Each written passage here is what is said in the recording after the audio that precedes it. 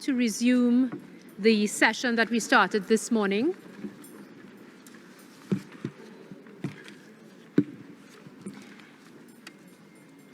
I think that we may have caused some confusion earlier with the speaking times. For this item that is currently open, we will continue with the 3-minute rule for states. As soon as we close this discussion, we will introduce the 2-minute rule for member states with 4 minutes for regional and group statements.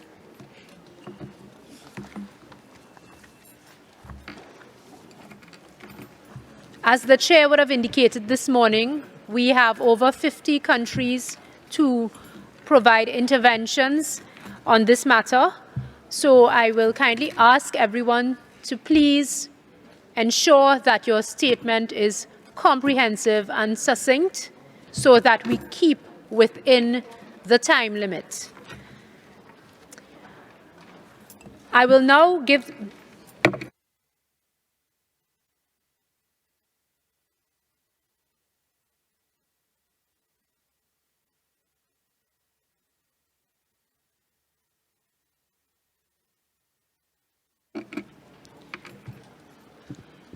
I will just reread the information on the agenda item that we are currently discussing for clarity.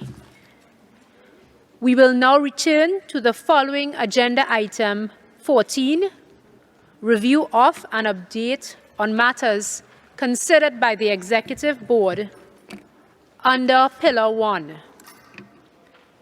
1 billion more people benefiting from universal health coverage, sub-item 14.1. Follow up to the political declaration of the 3rd high-level meeting of the General Assembly on the prevention and control of non-communicable diseases. Just to remind you, we are discussing the following subgrouping of sub-items. A. Draft Implementation Roadmap 2023 to 2030 for the Global Action Plan for the Prevention and Control of Non-Communicable Diseases 2013 to 2030. D. Draft Recommendations on how to strengthen the design and implementation of policies, including those for resilient health systems and health service and infrastructure, to treat people living with non-communicable diseases and to prevent and to control their risk factors in humanitarian emergencies. F. Progress achieved in the prevention and control of the non-communicable diseases and the promotion of mental health. And J. Draft work plan for the Global Coordination Mechanism on the prevention and control of non-communicable diseases. In addition, the preparatory process leading to the 4th high-level meeting of the General Assembly on the prevention and control of non-communicable diseases in 2025, as contained in A75/10 Add 5, is included in this group. The relevant documents are A75/10 Revision 1, A75/10 Addition 2, A75/10 Addition 5, A75-10 Revision 1, Addition 2, and A75-10 Addition 8. Prior to the break, Dr. Tamar would have read out the list of speakers and closed the list. I will now read the few names on the list, starting with Italy, Brazil, and Uruguay. I first give the floor to the delegate of Italy, to be followed by the delegate of Brazil, and then Uruguay. Thank you. Italy aligns itself with the statement delivered on behalf of the EU and its member states. Effective actions to address NCDs need to be supported by whole of the government and all of the society approach, tackle socio-economic inequalities, and take into account environmental and climate change drivers. Among all the relevant issues related to the current item, Italy would like to take this opportunity to take the adoption of intersectoral global action plan on epilepsy and other neurological disorders, including its indicator and targets. Additionally, we highlight the critical role played by mental health and the huge need to scale up the effort to meet the ambitious targets of Mental Health Action Plan 2013-2030. Mental health must become an essential component of primary healthcare services and of crisis response. Therefore, the implementation of policies promoting inclusive, right-based and effective mental health system is absolutely necessary. The Secretary General of the United Nations, Antonio Guterres, said, "There is no health without mental health. There is an urgent need to invest more in mental health. There is an intrinsic and universal value in upholding dignity and well-being. Moreover, it is imperative of human rights." Italy strongly supports this statement and invites all the other member states and WHO not only to keep mental health on the agenda, but also to turn into a standalone for the future governing body meetings. Our country is considered by WHO an important reference model for mental health due internationally recognized leadership in community mental health and deinstitutionalization.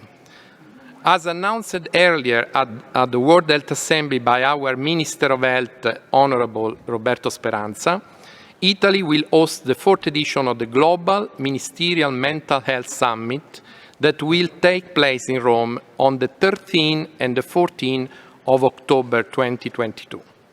This summit is intended to be a strategic opportunity to strengthen commitment and to promote and relaunch comprehensive community care for mental health, taking the community as a frame of reference, protecting the human rights and the dignity of people with mental illnesses.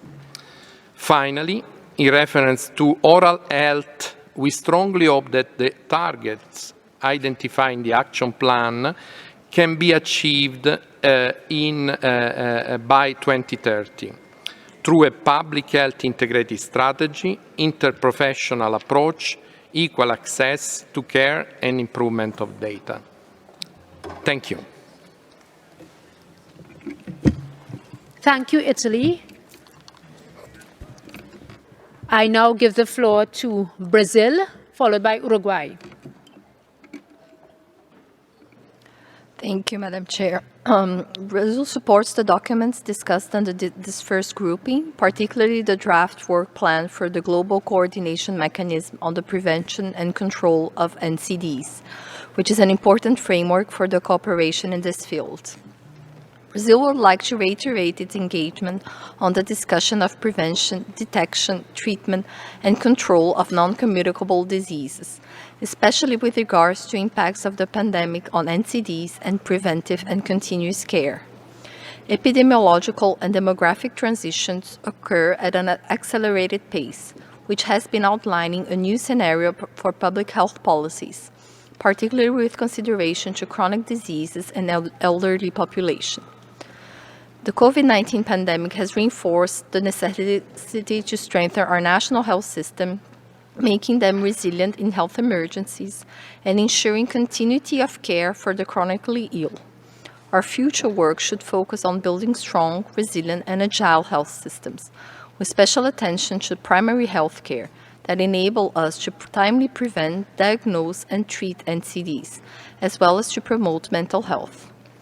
Brazil's Ministry of Health has developed a strategic action plan to combat chronic diseases and non-communicable diseases 2021-2030 for the prevention of NCD's risk factors and for the promotion of the population's health, with a view to resolving health inequalities.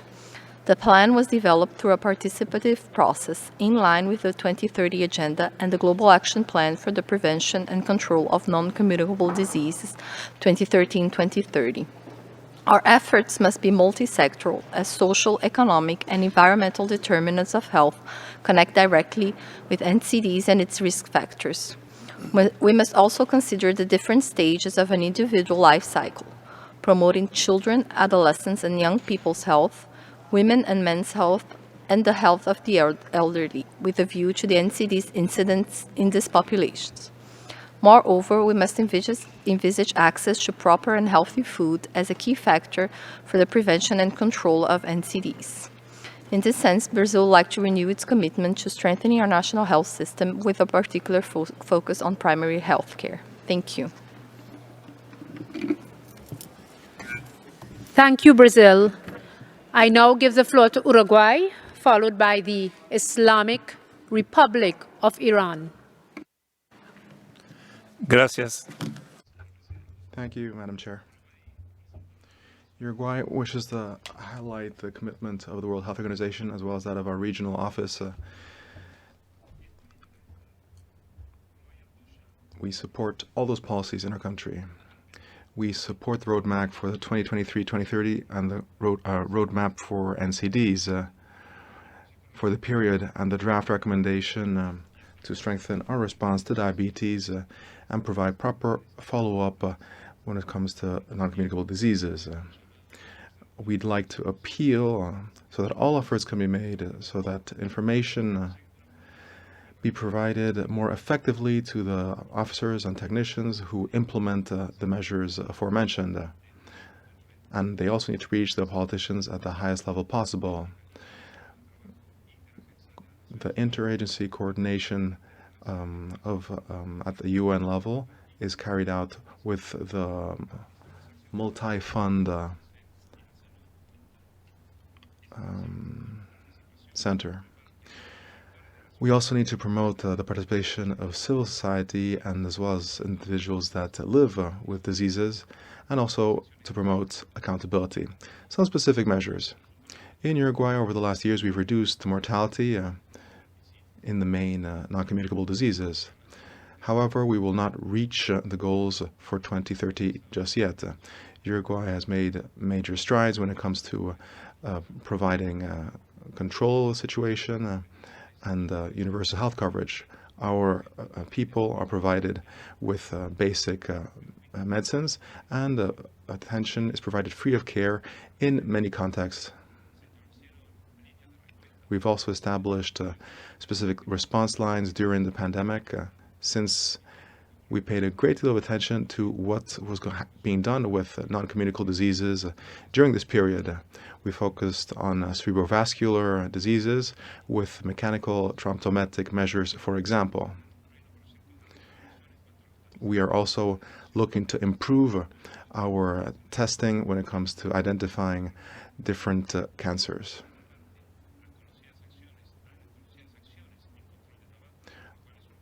On top of that, we've carried out many measures in tobacco control. Uruguay is actually a country in this field, and we're also addressing the challenges of alcohol abuse and the sedentary lifestyles. And we also have legislation to address the consumption of unhealthy food in primary and secondary settings, school settings. We think that maybe our greatest challenge will be the challenge of obesity. That'll be part of our national plan for 2022-2030. And in that context, we look at the most cost-effective recommendations that have been handed down by WHO. And here we have expanded goals in our roadmap. Thank you, Madam. Thank you, Uruguay. I now give the floor to the delegate of the Islamic Republic of Iran, followed by India.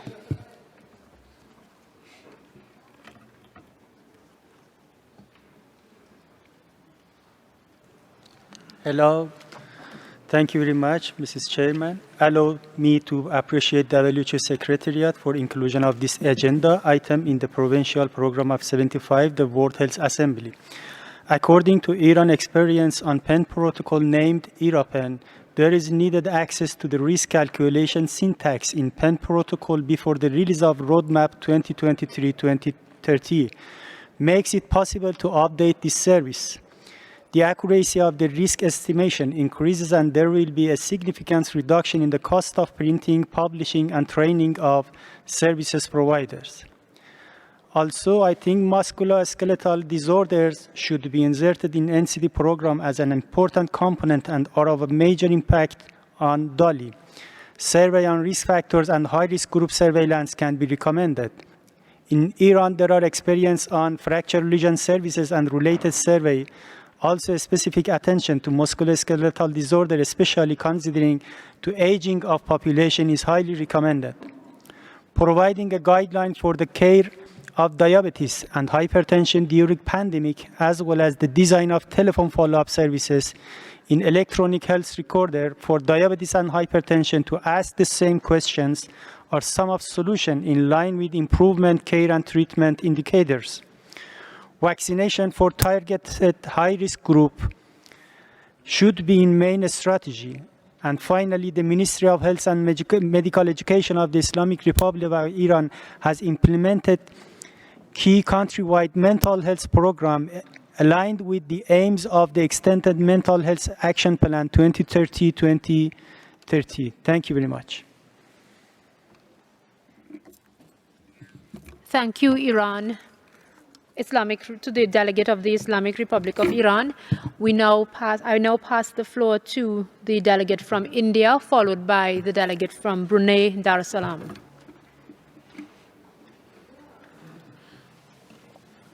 Thank you, Chair.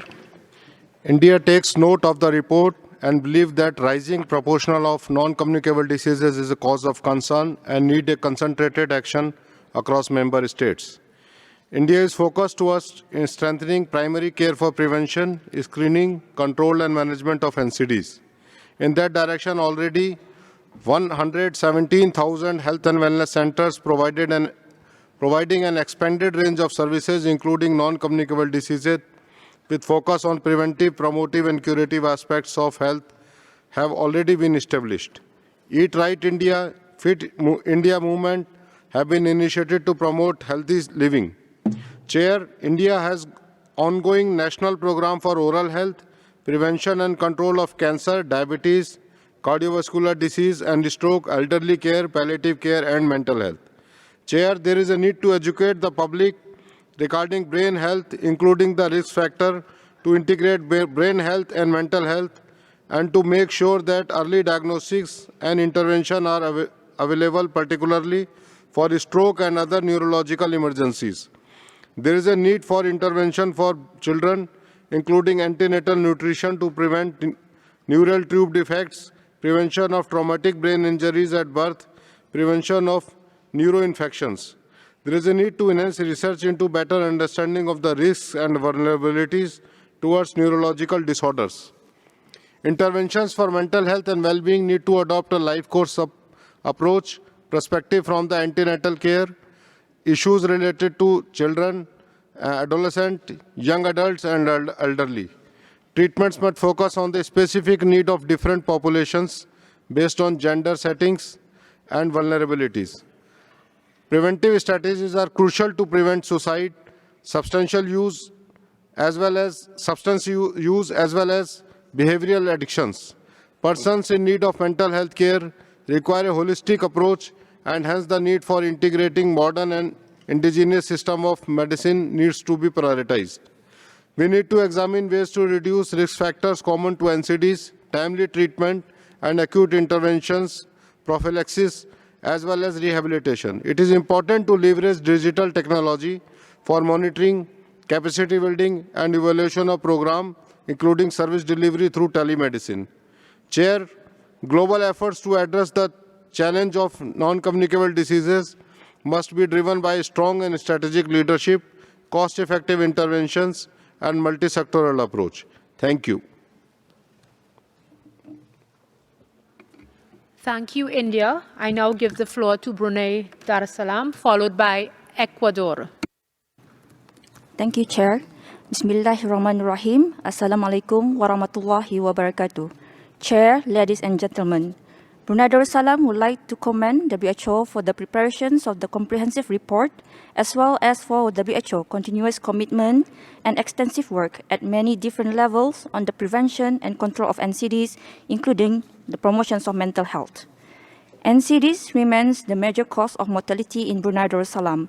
Our NCD surveillance over the years showed some plateauing in obesity rate and decrease in physical inactivity.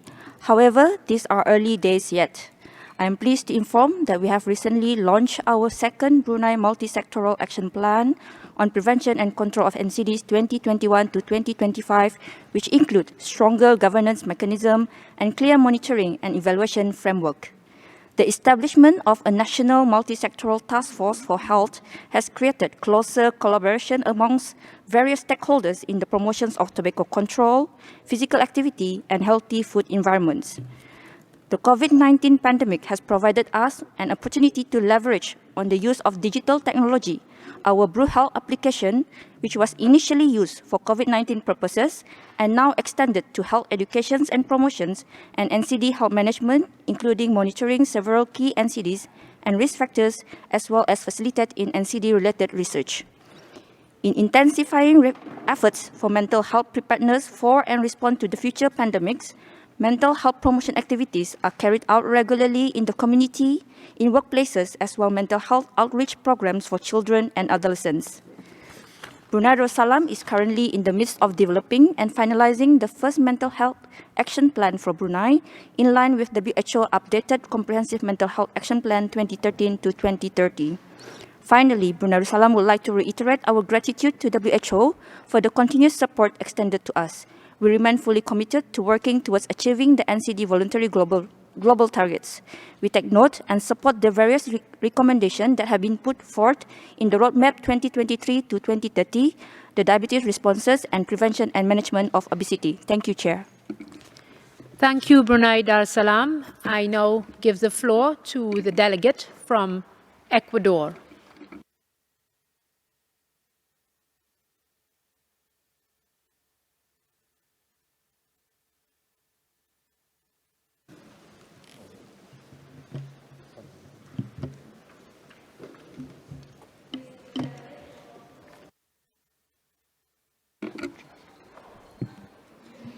Is the delegate of Ecuador present in the room?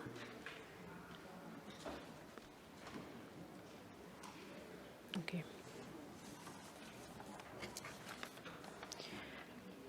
Several constituencies of non-state actors in official relations with the WHO have requested the floor on this grouping of agenda items.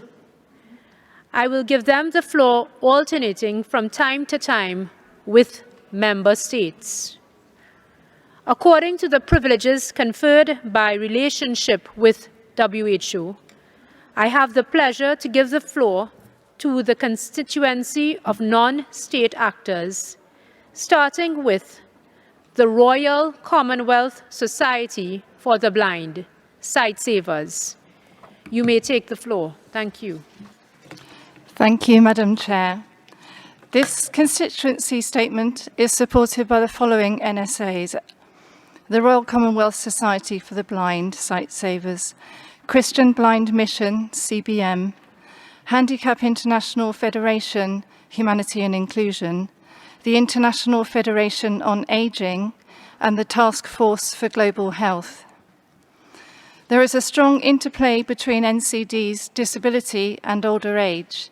NCDs are the leading cause of disability and mortality globally, and persons with disabilities and older people are more at risk from NCDs due to underlying health conditions and unmet health needs, greater levels of poverty, and exclusion from services. This includes those with mental health disabilities. Insufficient attention has been given to disability and ageing in global NCD policies, and this Assembly provides an important opportunity to start addressing this gap. We welcome the consideration given to disability in the draft Global Action Plan on epilepsy and other neurological disorders. However, we are concerned that attention to persons with disabilities and older people is inconsistent across other documents for consideration under Agenda Item 14.1. We call for strengthening measures to ensure equal access to NCD services and inclusive person-centred care for persons with disabilities and older people in line with their rights to equity, non-discrimination and full participation. Mainstreaming disability and population ageing across all NCD-related documents on the agenda, including the NCD roadmap and recommendations on strengthening policies to support people living with NCDs in line with the Convention on the Rights of Persons with Disabilities, the UN Disability Inclusion Strategy, WHO Policy on Disability, and the Decade of Healthy Aging. Ensuring inclusive data systems through collection and use of sex, age, and disability disaggregated data for decision-making, and also removing upper age caps. Measures to address health inequities associated with the interactions of NCDs with disability, age, gender, and other factors that include poverty. Incorporating rehabilitation and long-term care services into NCD prevention and response that meet both physical and mental health care needs. And finally, increasing investment in disability and age-inclusive community and primary health care to prevent and manage NCDs and related disabilities. Thank you. Thank you very much. We will now resume with the interventions put forth by the member states. And I'd like to now give the floor to the delegate of Japan, followed by the delegate of Barbados. Japan, you have the floor. Thank you.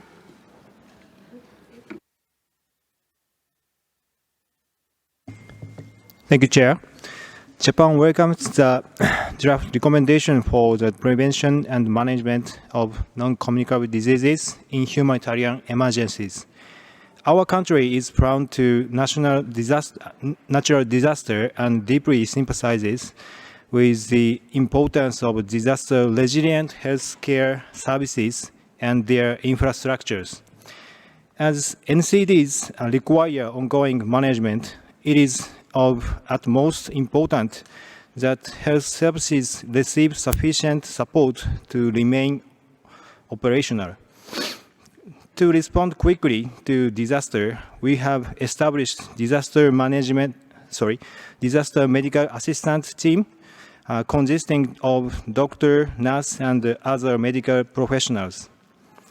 DMAT's know-how has been passed on to the Japan Disaster Relief Team, which is helping to develop a sustainable community-based disaster relief system in other countries. Japan has also established the Disaster Health Emergency Assistance Team, which play a role in reinforcing the provision of healthcare activities for patients with NCDs during natural disasters. Such relief system, including mental health, which became a prominent issue in Japan during disaster and the COVID-19 pandemic. We need to accelerate global and national efforts in mental health, prevention and control. We welcome the progress made so far and look forward to the WHO leading role in this field. Thank you.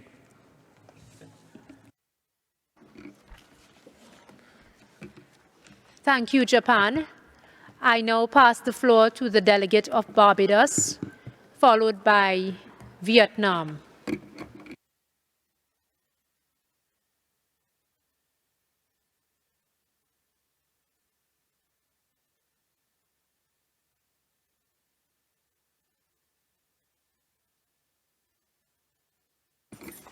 Is the delegate of Barbados present in the room?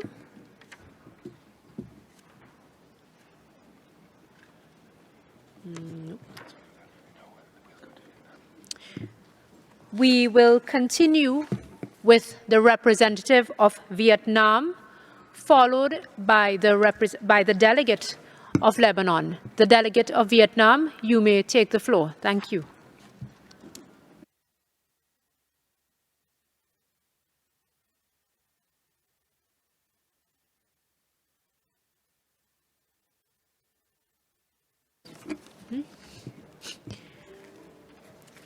Vietnam. Is the delegate present in the room?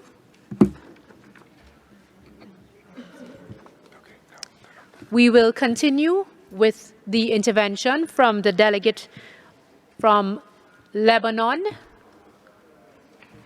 followed by the delegate from the Republic of Korea. Lebanon, you may take the floor. Thank you. Thank you, Madam Chair.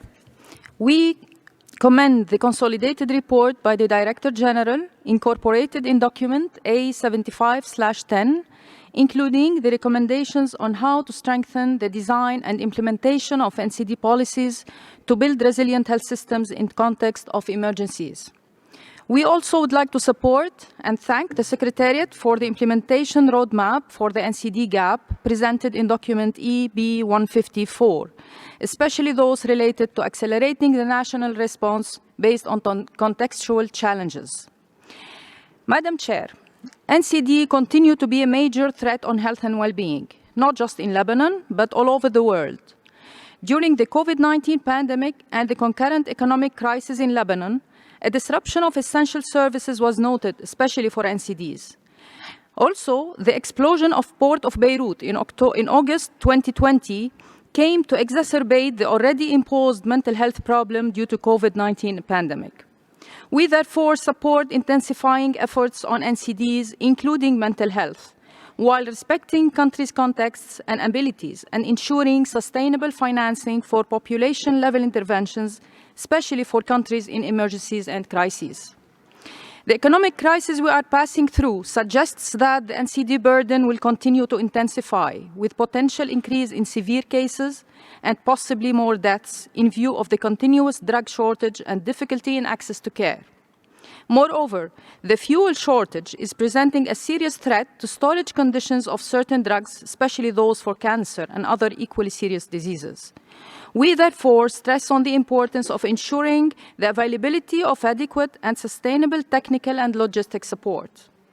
We thank WHO for the continued and relentless efforts to push forward the agenda of the NCD, and we look forward for the simulation tool to prioritize NCD interventions at national level, also for the roadmap to be out by the end of this year.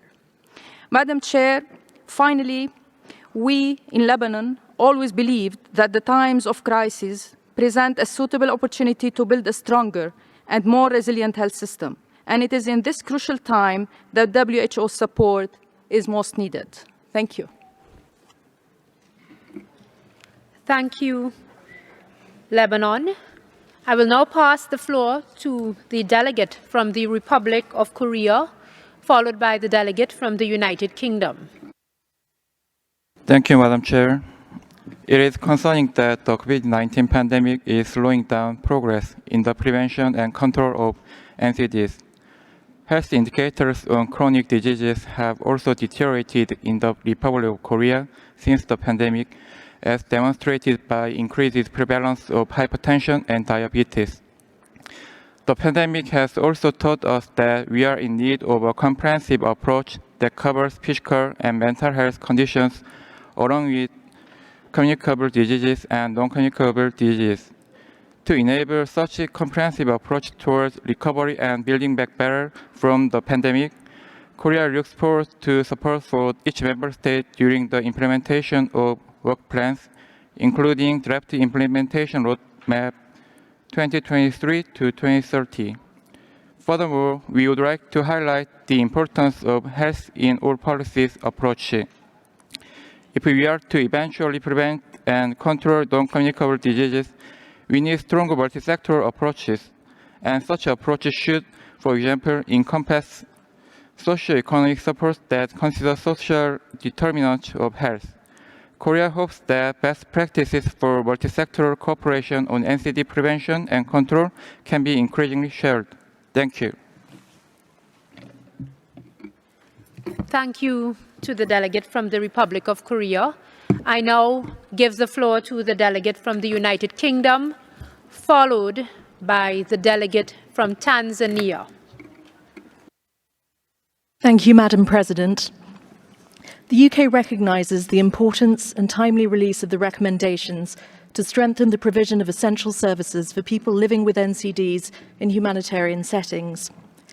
Acting on these recommendations is particularly relevant in responding to the crisis in Ukraine, where NCDs are the leading cause of premature death. Enabling access to life-saving treatment, particularly at the primary healthcare level, and ensuring adequate supplies of the right medicines and diagnostics to manage NCDs is critical, and the UK agrees that these elements of the recommendations must be embedded in all ongoing and future emergency responses. Turning to mental health, with the pandemic's impact on mental health and well-being and exacerbation of previous inequalities, we welcome the renewed focus on the importance of mental health services and prevention via the European Framework for Action on Mental Health and establishment of the Mental Health Coalition.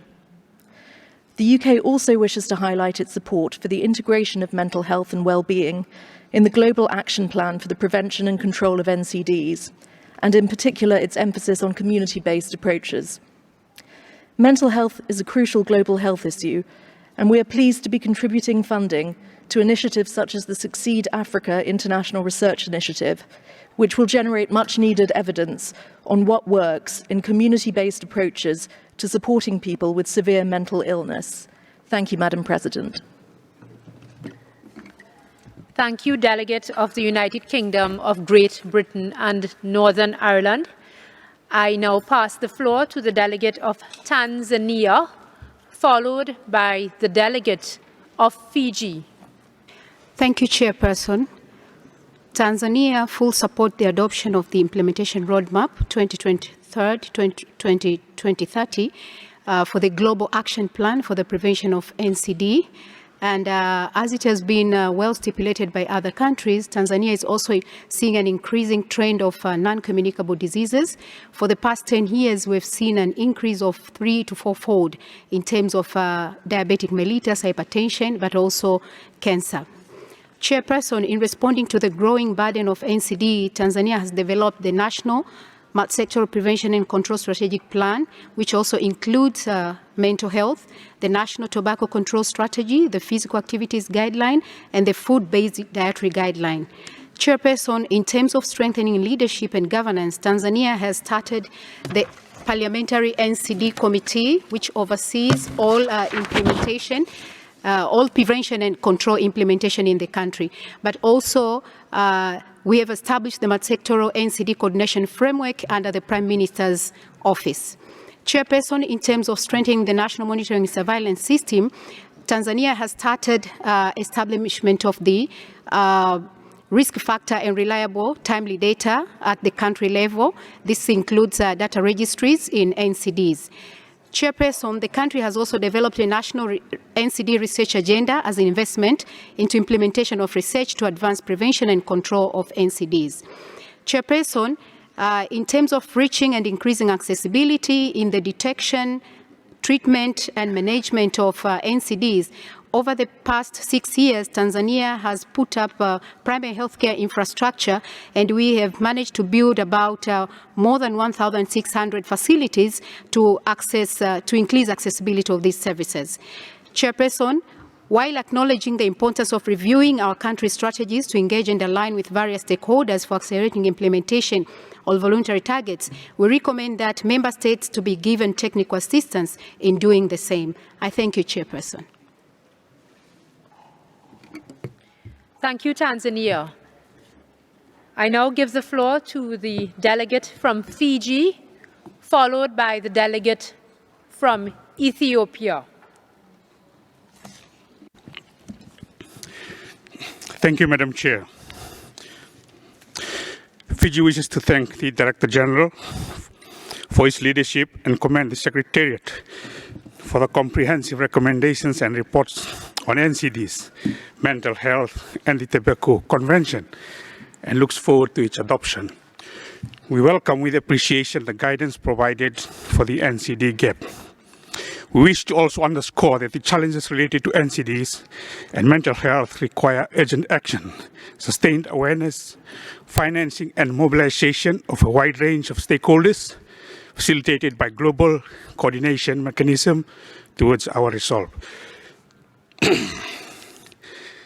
As for Fiji, like many Pacific Island countries in the Western Pacific region, where NCD is quite prevalent, NCD action requires a more intensive approach. A regional approach informed by overarching WHO NCD implementation roadmap 2023 to 2030 for the Global Action Plan needs constant re-evaluation to ensure better synergies, ownership, and implementation at national level. The growing prevalence of NCDs continues to affect more people of all ages around the world, particularly the most vulnerable in the Pacific. Failing to address NCDs is already placing a heavy burden on future generations and on health, as well as heavy financial implications on states' limited financial resources. Effective program should be based on health for all policies approach and health equity, and the WHO NCD roadmap implementation is a good basis of such work. It is regrettable that the prevention care and treatment of NCDs have suffered disruption during the COVID-19 pandemic, causing even greater inequalities in health. Therefore, we must scale up disease prevention, control NCDs, and prioritize health promotion as well as patient-centered education, early detection and diagnosis, and treatments. It is on this basis that the outcomes of the SIDS Leaders Summit for Health in 2021 outlined a number of key issues, including strategies on the way forward on this issue. We would welcome initiatives at all levels that will help address these concerns and that will culminate in the addressing of NCDs at the grassroots in our WHO Western Pacific region. We also look forward in this regard to further high-level deliberations on NCD, in particular in New York this September in the margins of the UNGA 77. Finally, we call for enhancement in initiatives towards addressing inclusivity towards the determinant of health, and women should also be equally included in NCD decision-making, from governance to expert committees and from community to global institutions. I thank you. Thank you, Fiji. I now give the floor to the delegate from Ethiopia, followed by the delegate of Tunisia. Thank you.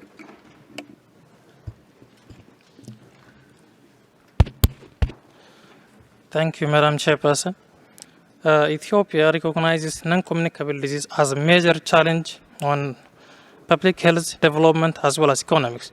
The government of Ethiopia has been working aggressively to address NCDs, and some progress has been made in the recent years.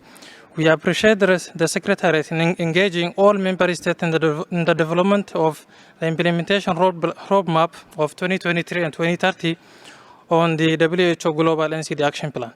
We also align the country's strategic plan target against NCD GAP gap and the SDG target.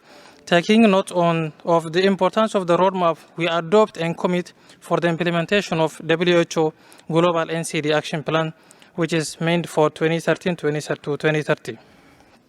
Madam Chairperson, on the draft recommendation to strengthen and monitor diabetes response with the National Non-Communicable Disease Program, we welcome the proposed recommendations to strengthen diabetes response, including potential targets, and we call WHO and other stakeholders to more support with access to essential medications, including insulin and diagnostics for diabetes, and to work on local production. The government of Ethiopia appreciates the achievement registered by WHO and member states on global strategy to accelerate the elimination of cervical cancer as public health problem. Ethiopia implemented the cervical cancer implementation strategy by implementing vaccination, screening, and treatment. Also, the government of Ethiopia has launched the Combating Cervical Cancer campaign for accelerating the performance of cervical cancer screening uptake for all eligible women and meeting the 90-70-90 target, global target by 2030. Cognizant of the program of the impact of COVID-19 pandemic on the overall service delivery and ensuring the availability of medicine, diagnostic facilities, we call WHO and other stakeholders to support member states in fight against NCD, and the government of Ethiopia reaffirm its commitment to achieve the set target at the national and global level. I thank you. You're welcome. Thank you, Ethiopia. It has been brought to our understanding and attention that Tunisia does not wish to speak at this time. We will proceed with the delegate from Malaysia, followed by Thailand. Malaysia, I now pass the floor to you. Thank you. Thank you, Madam Chair. Malaysia would like to thank the Secretariat for preparing the extensive documents and conducting technical briefings to Member States to enable meaningful conversations for this Assembly. Many Member States are under-resourced for the prevention and control of NCDs, even before the COVID-19 pandemic, with healthcare systems that are inadequate to tackle the increasing burden of NCDs. However, it is not just about allocating more money to health, but also to strategically purchase healthcare towards cost-effective investment. Recognizing the importance of tackling the growing burden of NCDs for the disease prevention, health promotion, and in curbing NCDs, Malaysia is planning to launch a national screening initiative. Opportunely, through the COVID-19 experience, a population-wide enrollment on a digital platform was established, which Malaysia can repurpose as a platform for population-based screening to improve prevention, early detection, and management of NCDs. This nationwide screening program is part of the National Health Agenda to strengthen the health system through investment for early detection and treatment of NCDs, whilst addressing certain social determinants of health through demand-side incentives to enable easy access to health screening. Additionally, we commend WHO for aptly picking the theme of Our Planet, Our Health, Clean Our Air, Food and Water for 2022. Ministry of Health Malaysia has carried out one of the oldest environmental health programs in the country, the Rural Environmental Sanitation Program, where one of its functions is to provide clean water supply to rural communities. This effort has raised the quality of health by ensuring safety and acceptability of drinking water provided to public, making sure that it is within the stipulated standards, reducing the incidence of waterborne diseases or illness associated with poor quality of public water supplies. In terms of clean air, Malaysia is also facing the double burden of health issues related to the usage of conventional cigarettes and electronic cigarettes among our population. The government has made a strong decision to include the provision of generational endgame or GEG, which will prohibit the sale and usage of all types of smoking products to our generation born from 1st January 2005 and afterwards. Malaysia have become the lead country for various tobacco control activities and was recently appointed as the regional coordinator of WHO FCTC for the Western Pacific region. We will continue our efforts to strengthen tobacco and smoking products control and work closely with WHO, WHO FCTC and other related agencies. Thank you. Thank you, Malaysia. I now pass the floor to the delegate of Thailand, followed by the delegate of Namibia. Thank you, Chair. Thailand knows the progress report and fully supports the statement delivered by Maldives. Chair, it is undeniable that NCDs and mental health are one of the greatest health challenges that we have been facing, and COVID-19 has made these challenges even greater. To effectively halt these global killers, it requires urgent high-level actions and a holistic approach. Thailand fully commits to these actions to curb NCDs and mental health by addressing their root causes and promoting equity and effective access to care. We request Member States to develop and implement both NCDs and mental health action plans at their national level. Enhancing health literacy to encourage behavioral change is also vital for NCDs control in both health and non-health sectors. During the post-health emergency incident, more people die and suffer from NCD and mental health than the cause of crisis itself. Integration of NCDs and mental health into primary health care can enhance values of health system during time of crisis. Coverage of care should be extended to the post-crisis period, ensuring that screening of post-traumatic mental response and mental health condition is included. Lastly, Chair, let us remind ourselves that NCDs and mental health kill slowly in normal times, but COVID-19 pandemic has amplified and fast-forwarded the burden from these conditions. Integration of NCD and mental health in emergency preparedness and response plan is a must, and it must act now. Thank you. I thank the delegates of Thailand, and I now give the floor to the delegate of Namibia, followed by the delegate of Colombia. Thank you, Madam President.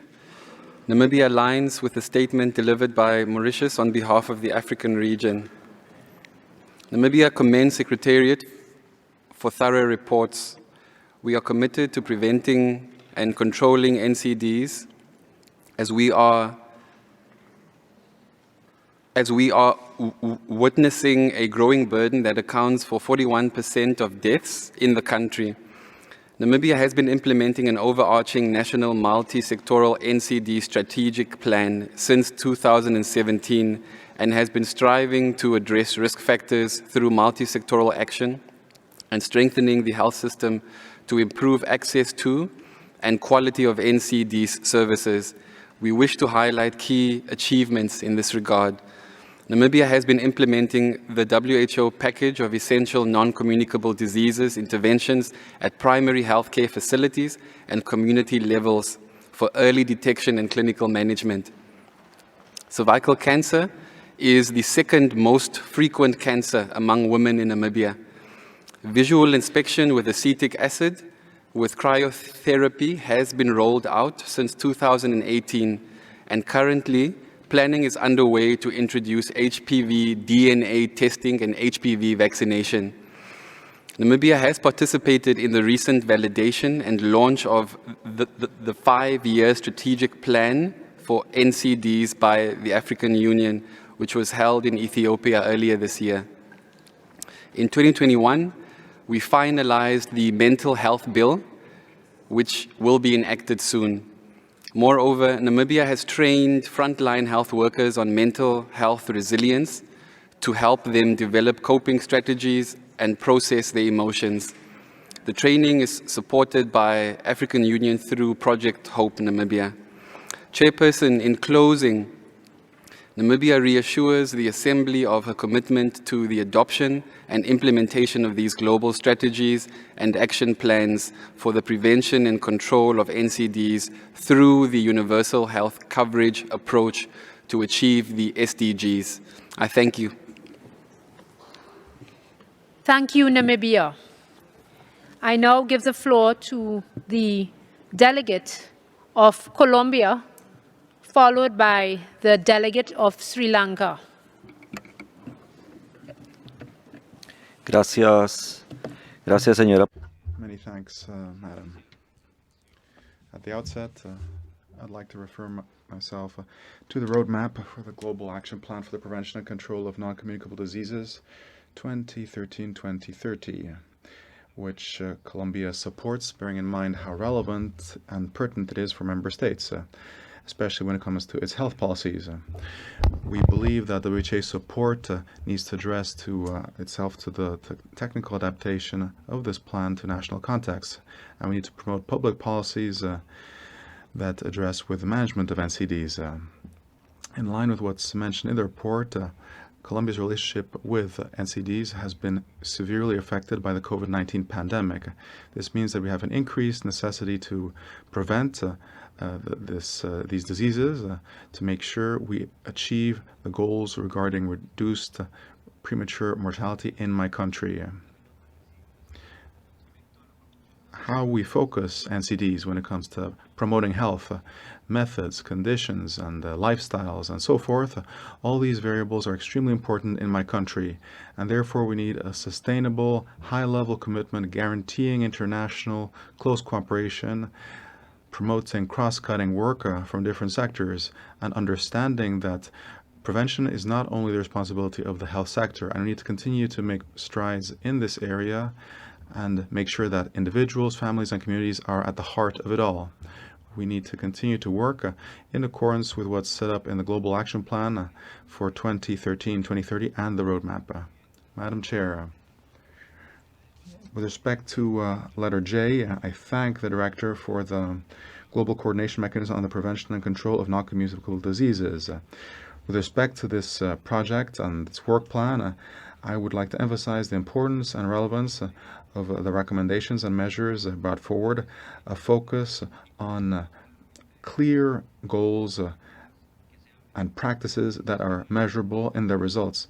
We insist that we need to work speedily when it comes to the rollout and implementation of these measures in the medium run for 2025 until the end of its mission in 2030. We want to highlight that the document touched on essential issues such as the reliability of shared data among states and the role of non-state actors. In particular, this would address prevention and risk management, as well as capacity building at state level, civil society, so that they can work together to modify those circumstances that are the real causes behind NCDs.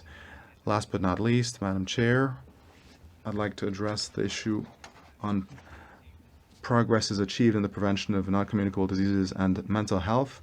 We thank the Secretariat for the detailed report on this item and would like to highlight the following. When it comes to prevention in this regard, currently we are working on an integrated healthcare program for health as an instrument that would guide the different agents in our health system so that we can offer an integrated health approach, bearing in mind each individual situation and their specific context.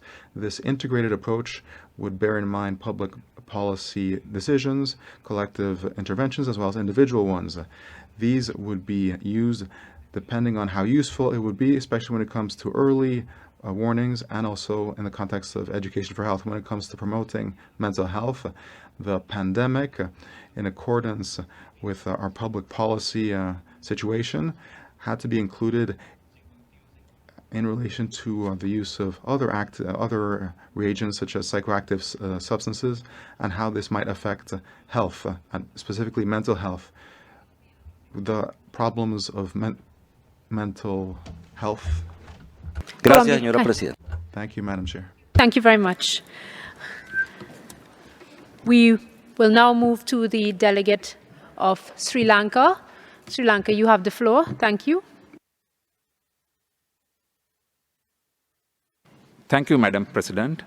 I am speaking on behalf of Southeast Asia region, which represent over a quarter of world population. Though we are at different stages of development of individual countries, on the prevention of non-communicable diseases, we have common goals to effectively implement global strategies to accelerate prevention and control activities on non-communicable diseases. Regarding the draft Global Health Strategy on oral health is an integral part of well-being. Therefore, we strongly recommend integration of oral health into primary health care, which often not happen due to the fact that management of dental problem is of high cost across the world. Also, it is to be mentioned that the oral health should be an integral part of national health policy as we look forward to shift from curative approach to preventive approach to yield potential benefits.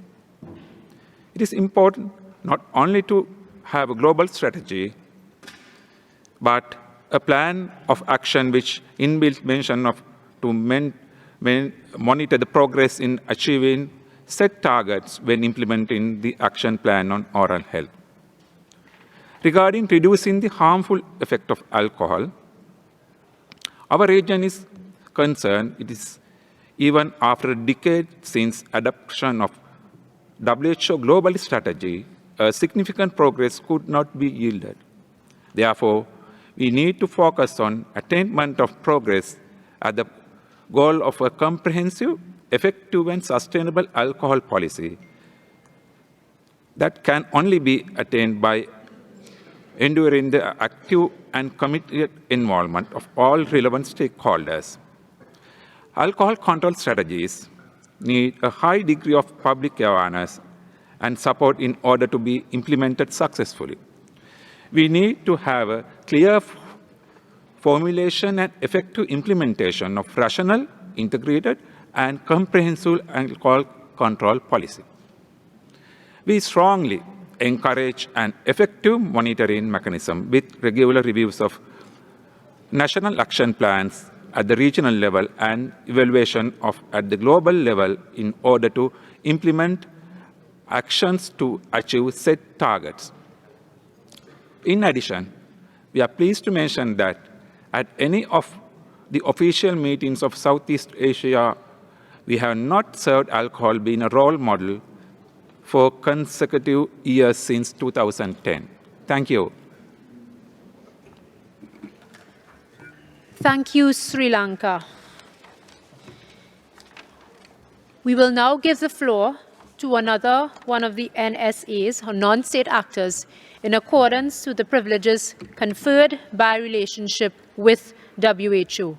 I now have the pleasure to give the floor to the constituency of the following non-state actor, World Medical Association. Thank you. Thank you, Chair.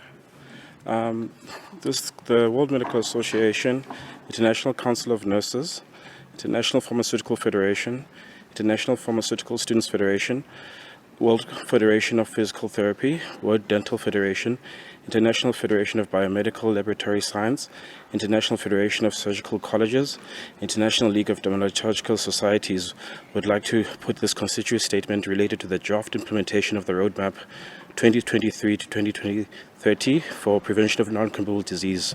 Honorable Chair, distinguished guests, and distinguished delegates, I represent a constituency of 9 organizations of health professionals and students, representing millions of pharmacists, nurses, physicians, physiotherapists, among others. We support the NCD implementation roadmap, which aligns tools to PHC and UHC frameworks, and we urge member states and WHO to work closely with health professionals to ensure its successful implementation. NCDs share social determinants and multiple environmental, educational, lifestyle risk factors that are largely preventable. They are responsible for a majority of the world's deaths and disease burden, with tremendous implication for individuals and communities and health system expenditure and sustainability. We are concerned by the inadequate access to quality NCD care and insufficient inclusion in essential benefit packages. 122 countries reported a disruption of NCD's care due to the COVID-19 pandemic in WHO survey. If the burden of NCDs is to be effectively addressed, it is imperative to adopt a collaborative, interprofessional, community-based, and person-centered approach. UHC, based on a robust PHC system, should provide effective NCD care with a focus of integrated and longitudinal care. This includes prevention, risk factor identification, mitigation, early screening and diagnosis, and care of people with NCDs, including disease state management, optimal adherence, and treatments of rehabilitation. This can only be achieved through integrated and complementary roles of a multidisciplinary healthcare team consisting of general practitioners, specialists, medical doctors, nurses, pharmacists, dentists, physiotherapists, and other health and social workers. Building NCD-ready workforce requires protection, resourcing, training, career development, and fair remuneration of healthcare professionals. Increased public investment in prevention strategies is critical in including public healthcare campaigns and programs and delivered and supported by the full range of health professions for adult vaccination, tobacco cessation, the adoption of a healthier dietary behaviors, and physical exercise. Finally, we strongly agree with Member States that mental health should be discussed as a separate issue considering the global emergency in mental health. Thank you, Chair and delegates. Thank you very much, Delegate of the World Medical Association. We will now resume to the interventions put forward by the member states. We will start with Australia, followed by Madagascar and the Bahamas. The Delegate of Australia, I now pass the floor to you. Thank you. Thank you, Chair. Australia acknowledges the commitments made by member states with regard to addressing the global impact of NCDs. Australia welcomes the draft implementation roadmap for the Global Action Plan 2023 to 2030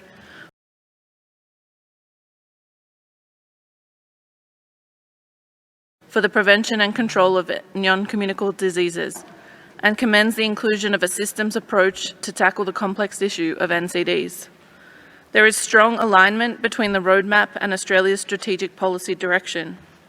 For example, the recommended actions for member states to be taken in 2022 strongly align with Australia's National Preventative Health Strategy 2021 to 2030, which also calls for strengthened partnerships and engagement, improved data, and the importance of research and translation of this research into implementation. Thank you, Chair.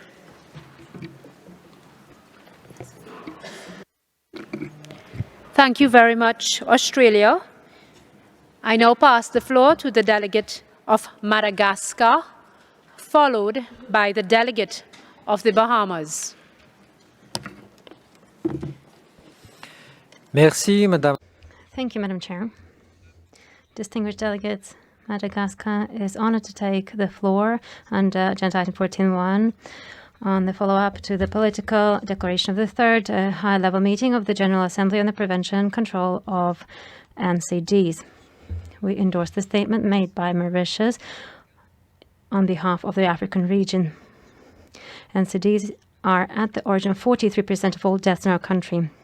People living with NCDs are the most vulnerable, as during the COVID-19 pandemic. We commend the efforts of WHO member states in providing care to people living with NCDs and to prevent risk factors, in particular during health emergencies.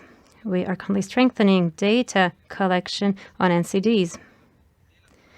We are drafting a framework document. This is one of priorities in terms of risk factors and access to data. Multilateral, multidimensional access to healthcare, oral care, and the gradual elimination of the use of mercury in line with the Minamata Convention. In all dentist centers, this was a success. We're currently using alternative no mercury products.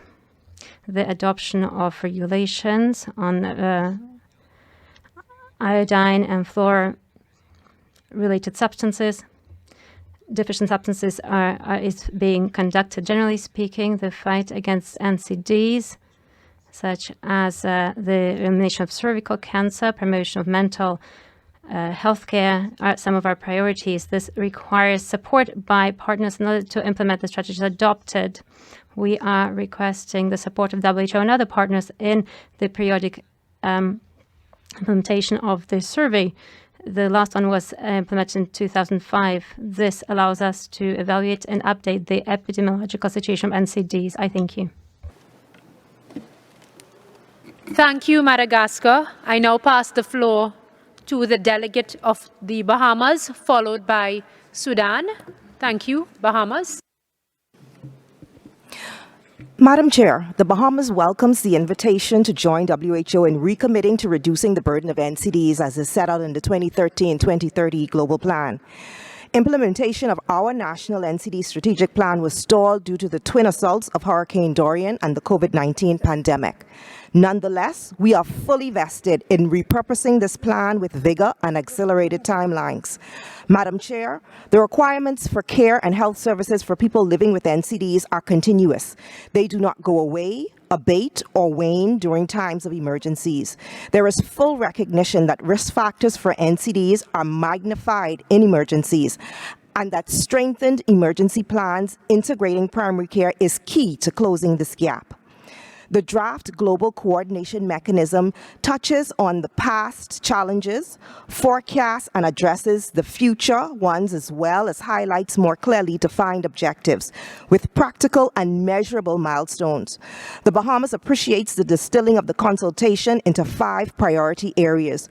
We endorse 4 of the 5 areas with reservation on the 5th, as it may prove to be too great a challenge to surmount.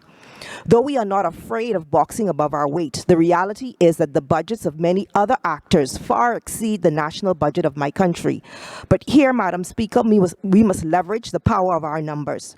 Finally, Madam Chair, the Bahamas recognizes the work and leadership of the Healthy Caribbean Coalition and the Caribbean Public Health Agency and underscores the need for seed funding to advance this indispensable coordination in providing country-level assistance to addressing NCDs at all levels of society. I thank you.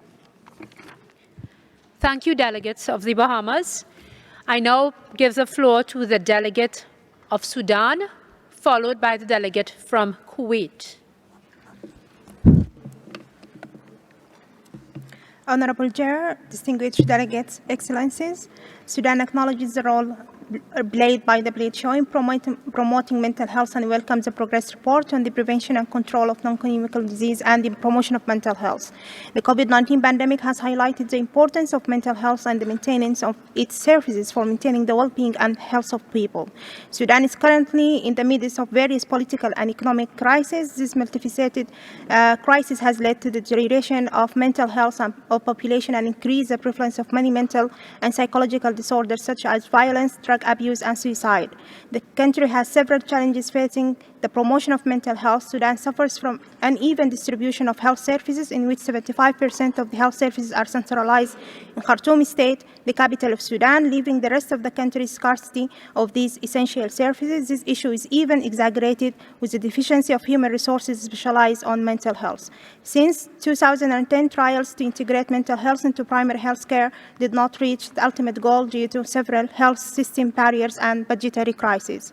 Sudan urges the WHO to support building national capacity to ensure optimum mental health care delivery to the population. We call on WHO technical support in developing the national mental health care policy that emphasizes a shift from institutional services provision to complete integration in the universal health coverage benefit packages. Fragmented and coordinated effort for non-communicable disease control have prevented Sudan from building a sustainable advancement in prevention and control strategies and interventions. In this regard, Sudan acknowledges the WHO efforts in drafting the work plan of the Global Coordination Mechanism for Prevention and Control of Non-Communicable Diseases. We believe that work plan will be vital in directing the effort to prevent and control NCDs toward achieving the global targets. Sudan welcomes a proposed support to guide member states on the engagement of the private sector, but it's of concern that the private sector is not well defined. Sudan calls for the WHO to clearly state that the engagement does not include industries directly supporting the production of unhealthy diet, tobacco, and alcohol.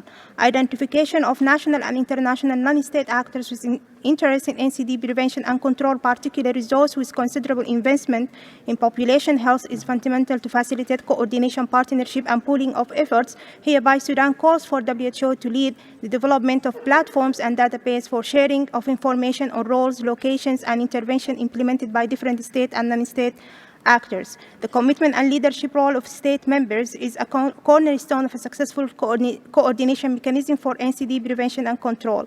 We call for WHO to strengthen the governance role of member states, enable them to better understand and contribute to the GCM NCD development and lead and monitor the implementation on the ground.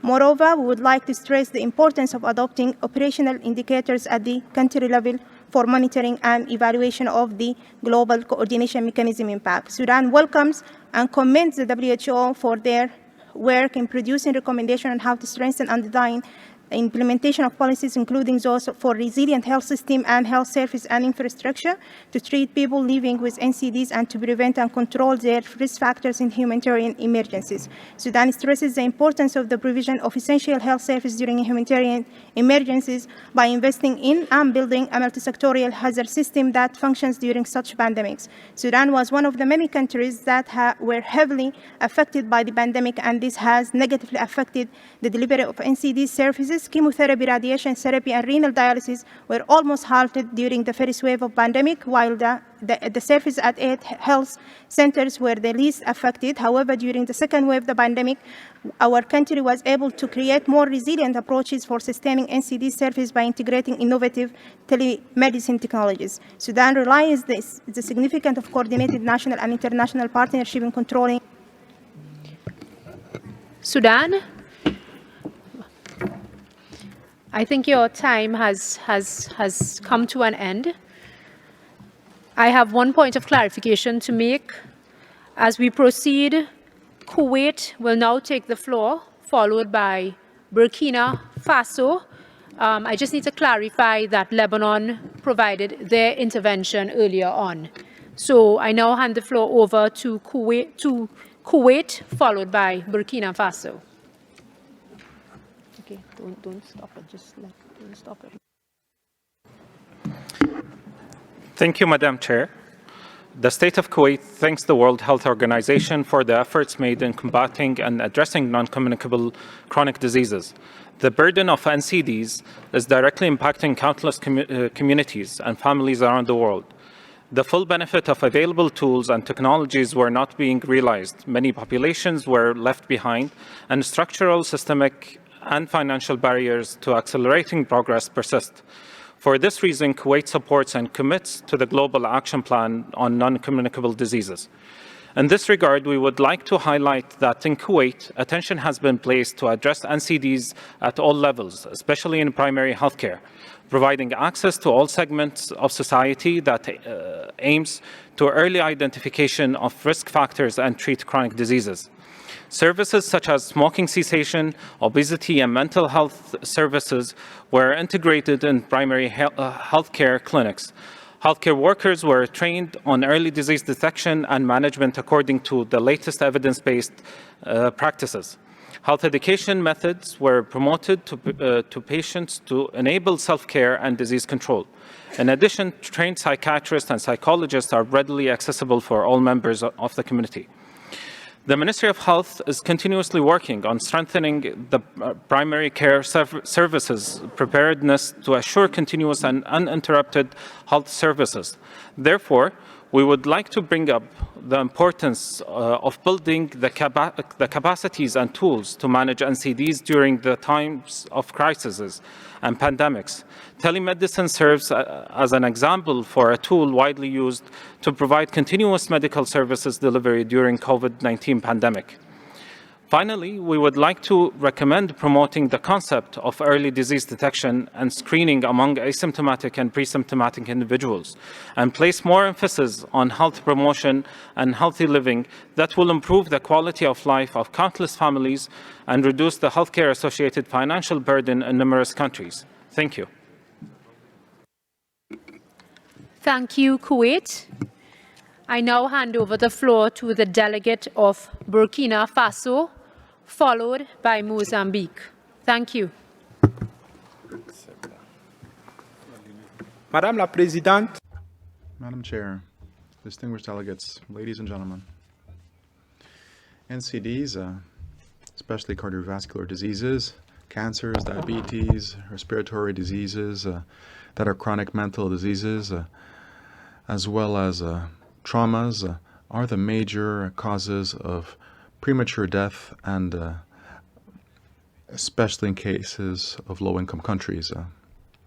Burkina Faso, just like many countries in the world, has to face this problem in a humanitarian and health situation which is not favorable. The STEP surveys have shown an increase in the risk factors related to NCDs. All of this announces a deterioration of the mental health and general health of adults. Add to that the extra pressure that health systems have been under. Despite the measures implemented via a fight against tropical diseases in my country to face this challenge, the difficulties remain enormous, which is why Burkina Faso wishes to reaffirm its support for the Roadmap 2023-2030 for the Global Action Plan for the Prevention and Control of Non-Communicable Diseases 2013-2030. If we look at the measures that need to be implemented, we see that the WHO needs to support us when it comes to pleading to technical partners so that we get support for our country. We also support all the resolutions that flow from this statement. Thank you very much. Thank you very much, Burkina Faso. I now hand the floor over to the delegate of Mozambique, followed by the delegate of New Zealand. Mozambique, you may take the floor. Thank you.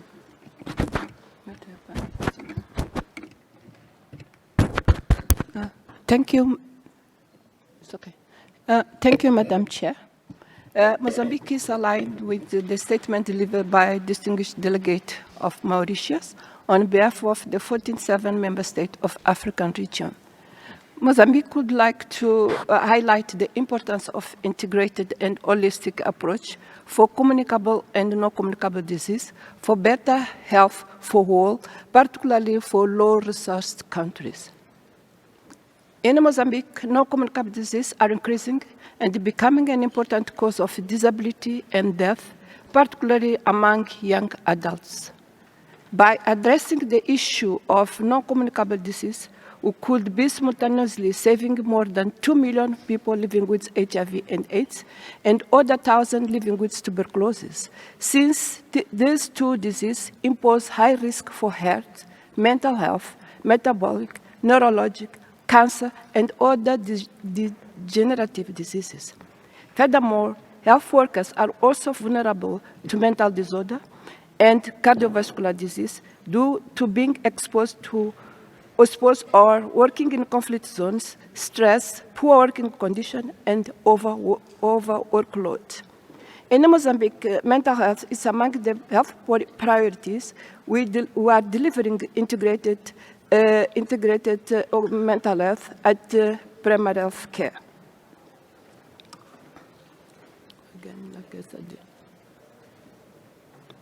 Also, we have a specific intervention on mental health disorder prevention and management among health workers in emergency and conflict zones. Having support, we would like to extend this intervention to health workers nationwide as a component of caring of caregivers as in overall. So we acknowledge that integrated approach addressed both communicable diseases and non-communicable disease could enhance the implementation and the prevention of long-standing preventive and treatment intervention.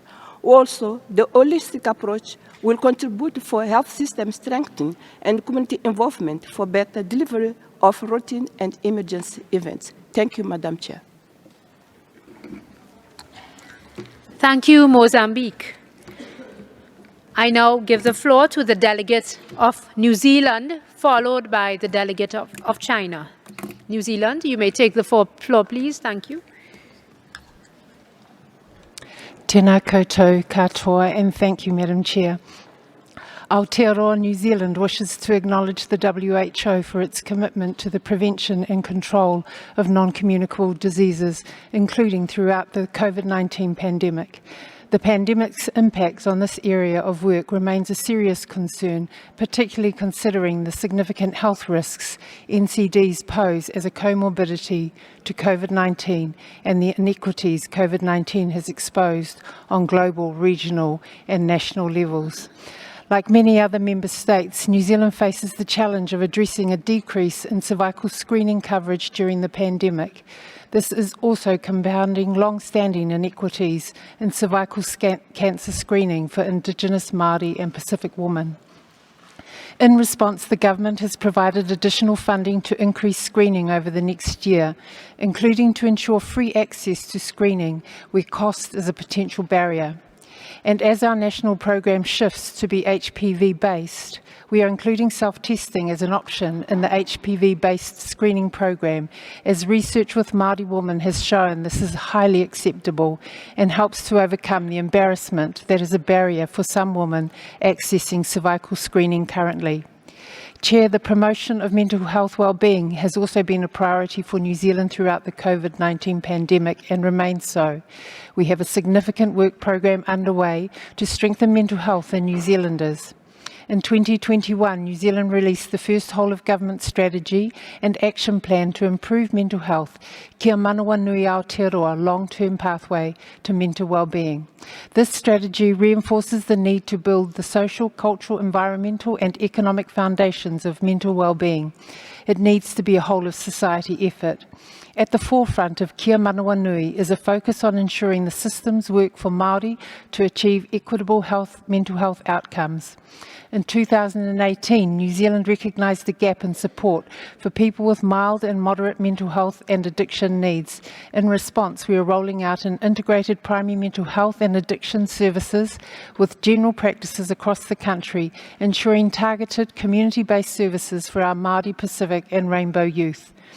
Turning to tobacco control, New Zealand continues to remain committed to our goal of being smoke-free by 2025, aiming for daily smoking prevalence of less than 5% for all population groups. A key new initiative is strengthened legislative measures that will include outlawing smoking for the next generation, such that those aged 14 years and under today will never be able to legally buy tobacco, reducing the legal amount of nicotine in tobacco products to very low levels, and cutting down the number of places where tobacco can be sold. We look forward to sharing with Member States our experience in developing and implementing these changes to support global efforts to prevent the huge toll of tobacco-related harm. Chair, preventing and managing NCDs is critical if we are to improve health and well-being and address inequity at a national and global levels. New Zealand will continue to push and support positive momentum in NCD prevention and control. Ngā mihi nui and thank you. Thank you very much, New Zealand. I now give the floor to the delegate of China, followed by Saudi Arabia.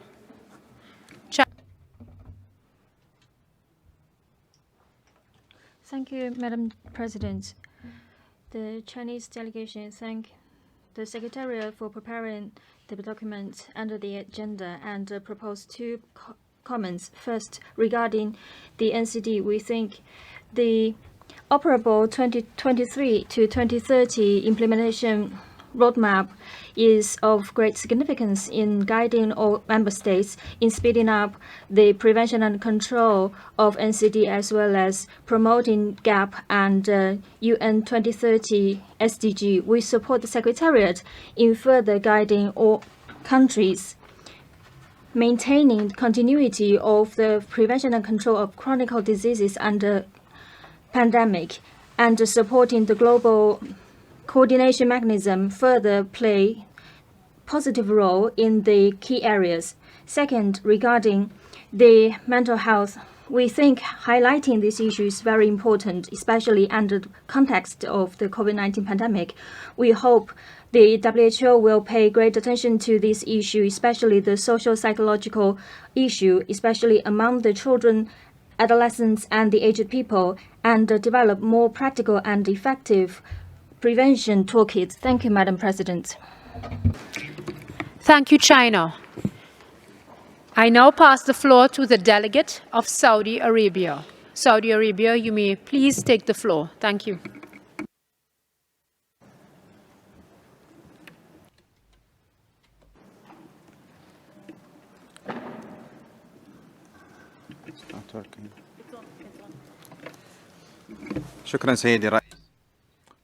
Thank you, Madam Chairman. We have examined closely the implementation roadmap and the global action plan to prevent and control NCDs. However, risk factors continue to be a burden in spite of all the international effort made in that direction. Therefore, countries may go the extra mile to fulfill goal 4.3 of the SDGs. We in the Kingdom continue to work in an accelerated manner to deal with NCDs within a strategy that is compatible with the Saudi culture and Saudi society and behavioral elements. We were able to develop a comprehensive plan to deal with all NCDs based on the Global Health Survey, which was conducted in 2019. We were also able to determine the economic impact on investment in any intervention in the area of NCDs, and that's why we are are focusing on the roadmap and the implementation, and of course we will be taking into account all the recommendations coming from the organization, and especially in the final report when it comes out. Thank you, Madam Chairman. Thank you, Saudi Arabia. In accordance to the privileges conferred by the relationship with the WHO, I now have the pleasure to give the floor to the constituency of non-state actors, and in this event represented by the Union for International Cancer Control, UICC. Can the UICC delegate please take the floor? Thank you. Thank you, Honourable Chair. This constituency statement is supported by the Union for International Cancer Control, International Association for Hospice and Palliative Care, International Generic and Biosimilar Medicines Association, International Society for Paediatric Oncology, and Vital Strategy. Honourable Chair, distinguished delegates, the implementation roadmap provides us with a unique opportunity to support accelerated and inclusive NCD responses. To support comprehensive action, we will urge Member States and WHO to first align the roadmap with the 5x5 commitments and promote inclusive and integrated national approaches to NCDs that leverage synergies across disease types beyond the 4x4 framework and are driven by patient needs and national epidemiological profiles. Second, to integrate NCDs into national health strategies, including pandemic preparedness, noting in particular how NCDs have increased the vulnerability of populations to COVID-19 and potential future health emergencies, and the impact of continued care disruptions on people living with NCDs.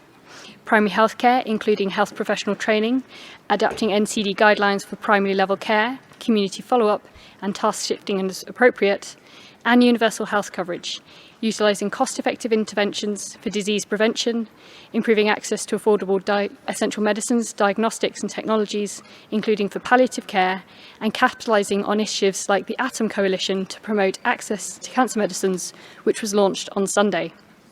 Thirdly, to improve data collection to monitor NCDs, particularly in under 30s and over 70s, and disaggregate this data to understand persistent inequities in NCD incidence and mortality. WHO must also better reflect NCDs in indicators of health system performance, access to care, and catastrophic health spending. Fourthly, to increase resource mobilisation for NCDs through both domestic and international mechanisms to deliver patient-centred care. The proposed prioritisation tool could improve the effective use of scarce resources, and we urge the WHO to integrate it with existing tools. Fifthly, to engage civil society organisations, recognising and supporting the role they play in national NCD responses and fostering the engagement of people living with NCDs in all stages of NCD programming. And finally, to periodically update the best buys based on the latest evidence, noting the need for robust measures to protect NCD policymaking from conflicts of interest and those of health-harming industries. Thank you very much. Thank you very much for your contribution. We will now return to the interventions put forward by the Member States in order for us to continue our very efficient program. In this session, I am kindly reminding all delegates to please comply with the 3-minute Member State time limit. Thank you very much. So we will now move on to handing over the floor to the delegate from Bahrain, followed by the delegate of Togo, and then Germany. Bahrain, you can please take the floor. Thank you. Thank you. شكرا سيد الرئيس. Thank you, Madam Chairman. Let me start by thanking all the parties that have overseen the implementation of the political declaration. As far as the draft implementation roadmap 2023-2030, I would like to remind us all that we continue to evaluate the situation on a continuous basis as far as NCDs are concerned. We have worked on developing national capacities through a study aimed at dealing with this problem in partnership with international organizations, including WHO. Work continues on the implementation of accountability, innovation, and ensuring the participation of all stakeholders. When it comes to the implementation of the recommendations, we continue to support all the efforts internationally and regionally to further strengthen health systems to include prevention from NCDs, especially when implementing and preparing emergency plans. This is an issue that we have given special attention even before COVID-19. The Kingdom of Bahrain also participated in the special survey on health services, especially with emphasis on NCDs. As far as Annex 11 is concerned, we have provided update information and we participated in the preparatory meetings in 2021.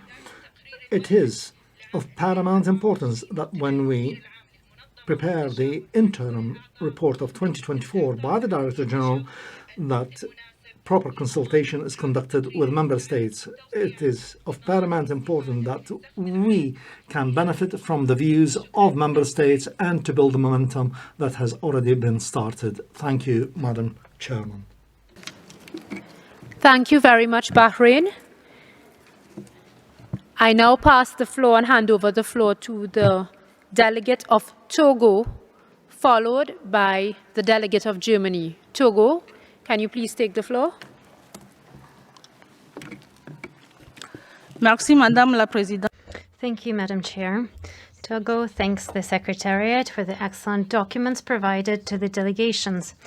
We endorse the statement made by Mauritius on behalf of the member states of the African region of WHO. We support the global commitment to combat NCDs. Togo has been resolutely committed to combating NCDs, and this since 2011, following the implementation of the STEPS survey. This survey highlighted the scope of the risk factors of the main NCDs. Our country drafted 2 integrated strategic plans to combat NCDs. We're now finalizing the second STEPS survey. Thanks to these years of various measures, we endorsed the draft roadmap for the implementation of the Global Action Plan 2023 to 2030 to combat NCDs. We are accelerating the implementation of WHO PEN, which is clearly cost efficient. Togo is also committed in combating oral diseases and disorders with the support of WHO. We support the project of the draft intersectoral global action plan on epilepsy and other neurological disorders for 2022-2031. We take note of these guidelines. We will ensure that they be taken into account. Lastly, Togo has created a program to combat psychoactive substances, in particular alcohol, tobacco, and drugs in 2020. This program seeks to draw up a national strategy to combat such substances, including alcohol.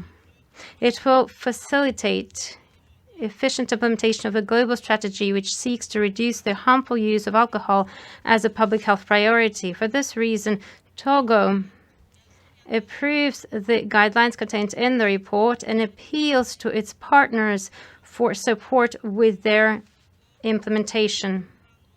We take note of the above-mentioned report. I thank you, Madam Chair. Thank you, Togo. I now hand the floor across to the delegate of Germany, followed by the delegate of Bangladesh. Germany, you may take the floor. Thank you. Thank you. Germany aligns itself with the statement delivered by France on behalf of the EU.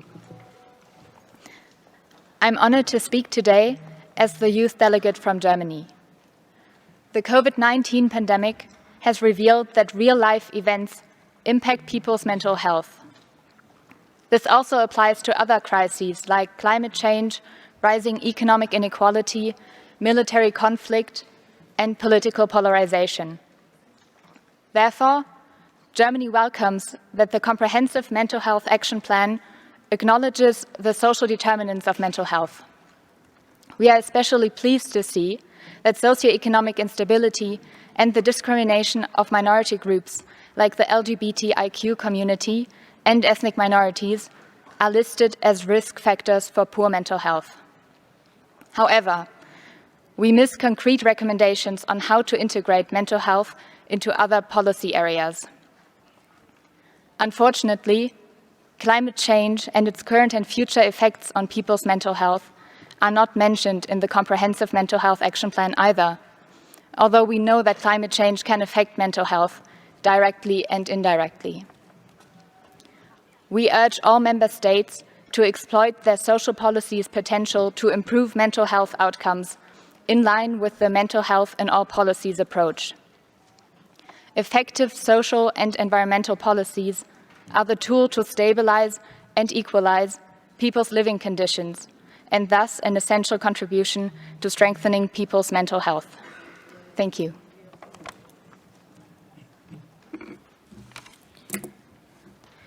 Thank you very much, Germany. I shall now give the floor to the delegate of Bangladesh, followed by the delegate of Bulgaria. Thank you. Thank you, Madam Chair. Bangladesh supports the statement delivered by Maldives. On behalf of CR member states, we appreciate WHO and CRO for their commendable role in controlling NCDs and promoting mental health issues. Non-communicable diseases are one of the leading causes of death.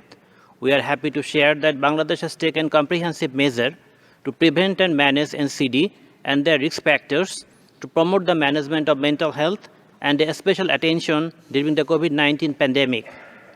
At the policy level, we have developed multi-sectoral action plan for prevention and management of NCDs as the strategic documents and adopted national strategy for prevention and national mental health policy. We are strengthening the setting-based approach to address social determinants of health through health-promoting school and health city initiatives. We emphasize on evidence-informed decision-making process for making better advocacy and to formulate context-based and informed mental health care practices. Apart from this, we request to strengthen the health workforce to promote and manage the mental health disorders. Chair, we urge to address the mental health in universal health coverage agenda as it is crucial to ensure equitability in accessibility and availability with quality and standard mental health services. Finally, we reiterate our strong commitment to address the implementation challenges for the prevention of control of NCDs and promotion of mental health, and request WHO to prioritize sustainable funding of mental health to accelerate the process of the work. I thank you, Chair. Thank you, Bangladesh. I shall now give the floor to the delegate of Bulgaria, followed by the delegate of Jamaica. Bulgaria, you may take the floor. Thank you. Madam Chair, Bulgaria aligns itself with the statement delivered by France on behalf of the EU and its member states. We welcome the comprehensive recommendations and reports on NCDs aimed at integrating and strengthening policies, programs and services for the treatment of people living with NCDs and the prevention and control of risk factors in national recovery plans after COVID-19, increased health literacy, patient safety, working towards safe continuity of care, accessibility and sustainability. We commend the efforts of the WHO and the UN to prioritize the prevention and control of NCDs in the context of achieving the SDGs, mindful of the growing prevalence of NCDs, which continues to affect an increasing number of people of all ages globally. Failure to address NCDs results in a serious burden not only on health but also on countries' economies, affecting future generations. Unfortunately, COVID-19 pandemic heavily affected NCDs prevention, care and treatment, disrupting healthcare services, causing even greater inequalities in health. Now we have to act vigorously and speed up NCDs prevention and control with special focus on mental health and well-being, which have dangerously deteriorated as people struggle to cope with the socio-economic fallout of the COVID-19 era. The Ministry of Health of the Republic of Bulgaria pursues a long-standing policy on the prevention of NCDs by adopting and implementing 2 national programs for prevention of NCDs. In 2021, the new program was adopted, which is comprehensive, preventive, and contains measures for the implementation of policies for the prevention of CVDs, malignant neoplasm, diabetes, chronic lung diseases. The activities that are included are aimed at limiting the main risk factors: tobacco use, alcohol abuse, low physical activity, and healthy diet leading to NCDs. The main objectives are to achieve a 1 to 5% reduction in mortality caused by ischemic heart disease, cerebral vascular disease, chronic obstructive pulmonary diseases, and type 2 diabetes. Through the implementation of the activities of the program, we're striving to achieve the targets set in the SDGs, the WHO Global Strategy for Prevention and Control of NCD, and the Action Plan for the Prevention and Control of NCDs in the WHO European Region 2016-2025. I thank you.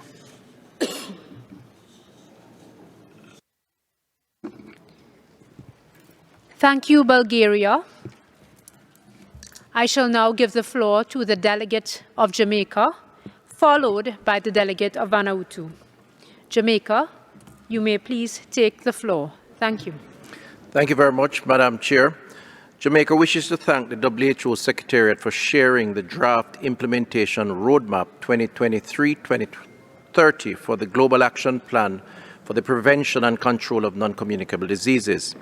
Jamaica has been taking steps to reduce the burden of NCDs and have initiated activities geared towards achieving the 9 voluntary targets of the NCD gap. The COVID-19 pandemic, Madam Chair, has posed a number of challenges over the last 2 years with respect to country-level response to the prevention and control of NCDs and its risk factors. We are particularly concerned about the impact of the COVID-19 pandemic on the outcomes for persons with NCDs who are at high risk of developing COVID-19 related complications, hospitalization, and death.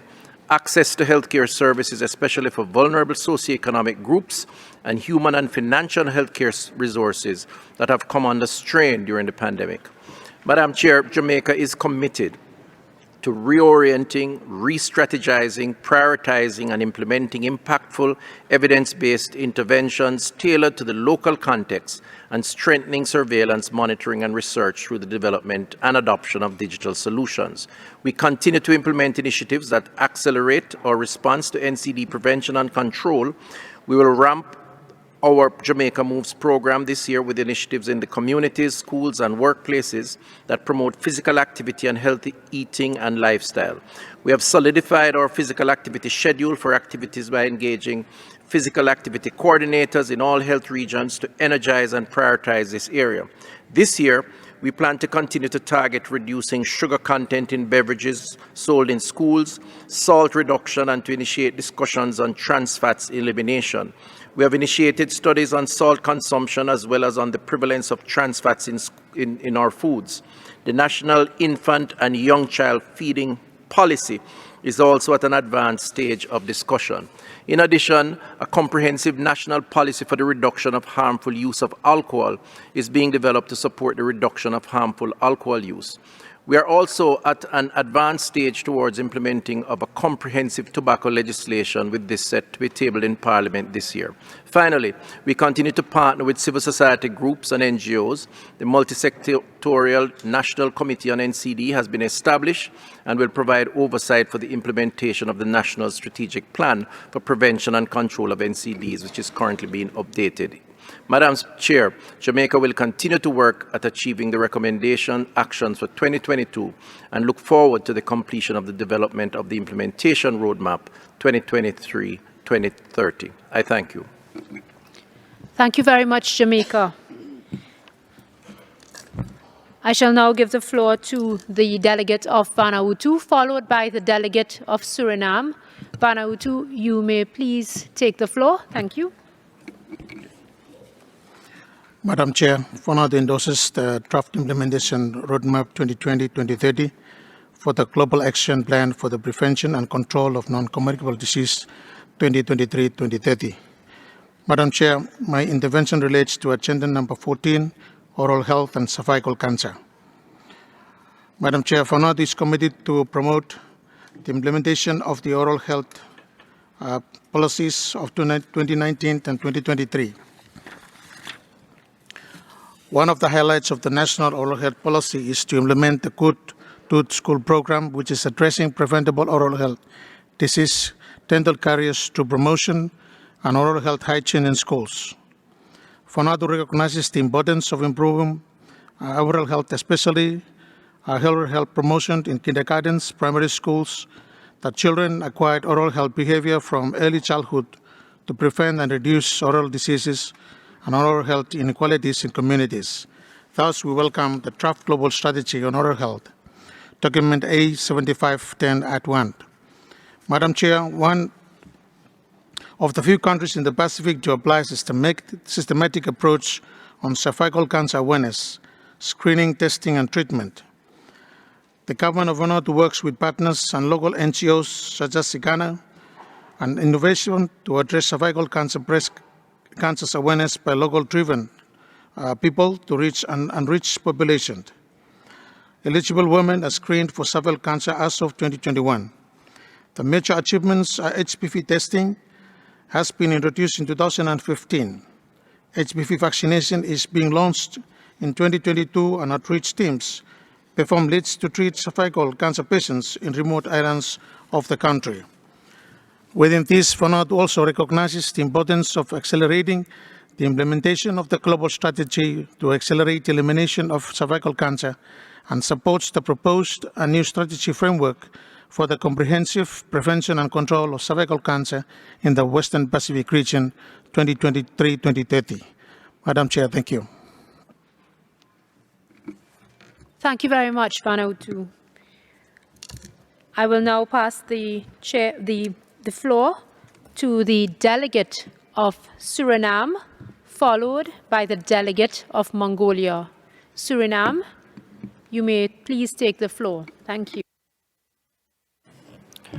Madam Chair, Suriname welcomes this important document. Suriname's goal for NCD prevention, management and control is to increase awareness and access to all necessary NCD care, including health promoting care, using an evidence-based approach by 2028. Suriname has a national strategic framework on the prevention, management and control of NCDs 22 to 29, which outlines the strategic direction the country proposes to take to address the prevention, management and control of NCDs. This framework enables a coordinated and integrated approach in the fight against NCDs in the country. We have also prioritized and developed a number of independent but related plans for the prevention, management and control of specific NCDs. The National Cancer Control Plan, the National Plan for the Prevention and Control of Cervical Cancer, National Strategic Plan for Salt Reduction in Suriname, National Mental Health Plan. This framework and the related plans are all aligned with various international and regional frameworks on NCDs. Suriname needs to assess the current status of domestic NCD responses against the 9 global voluntary NCD targets and the SDG target on NCDs and identify the barriers and opportunities for scaling up of the national NCD response. Madam Chair, in 2020, Suriname had been selected to participate in the WHO FCTC 2030 project. The WHO FCTC 2030 project offers Suriname the opportunity to access technical and financial support for better enforcement and compliance with the Tobacco Act, the law promulgated in 2013 to discourage smoking. The higher purpose of this law is to protect current and future generations against the harmful effects of tobacco use and tobacco smoke. The Surinamese government is currently working on a number of legislative changes in the tobacco law, setting up an interdepartmental committee, maintaining the current uniform excise tax structure, and working towards increasing excise duties and the price of tobacco products, develop guidelines against tobacco industry interference. As we are working on the implementation of the WHO FCTC, we want to restate our government's commitment in providing strategic leadership for tobacco control and investing in tobacco control measures to protect our community from the adverse effects of tobacco use through these interventions. Thank you, Madam Chair. Thank you, Suriname. I now give the floor to the delegates of the Dominican Republic, followed by Mongolia.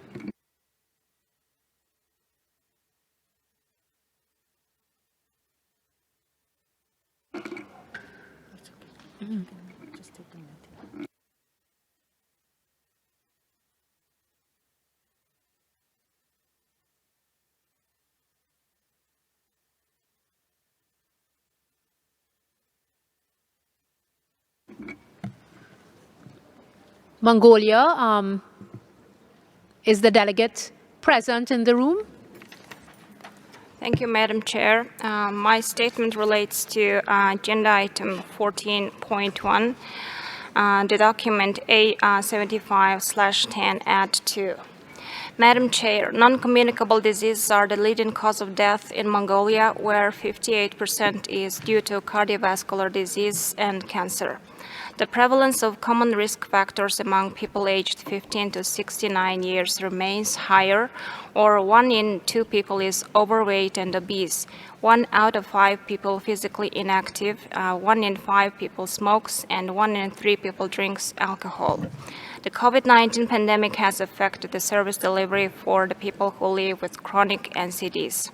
Travel restrictions hindering the access to health facilities, canceled medical appointments out of fear of contracting the disease, redeployment of essential healthcare workers to the pandemic response, and shortages of essential medical supplies have led to disrupted NCD service in my country.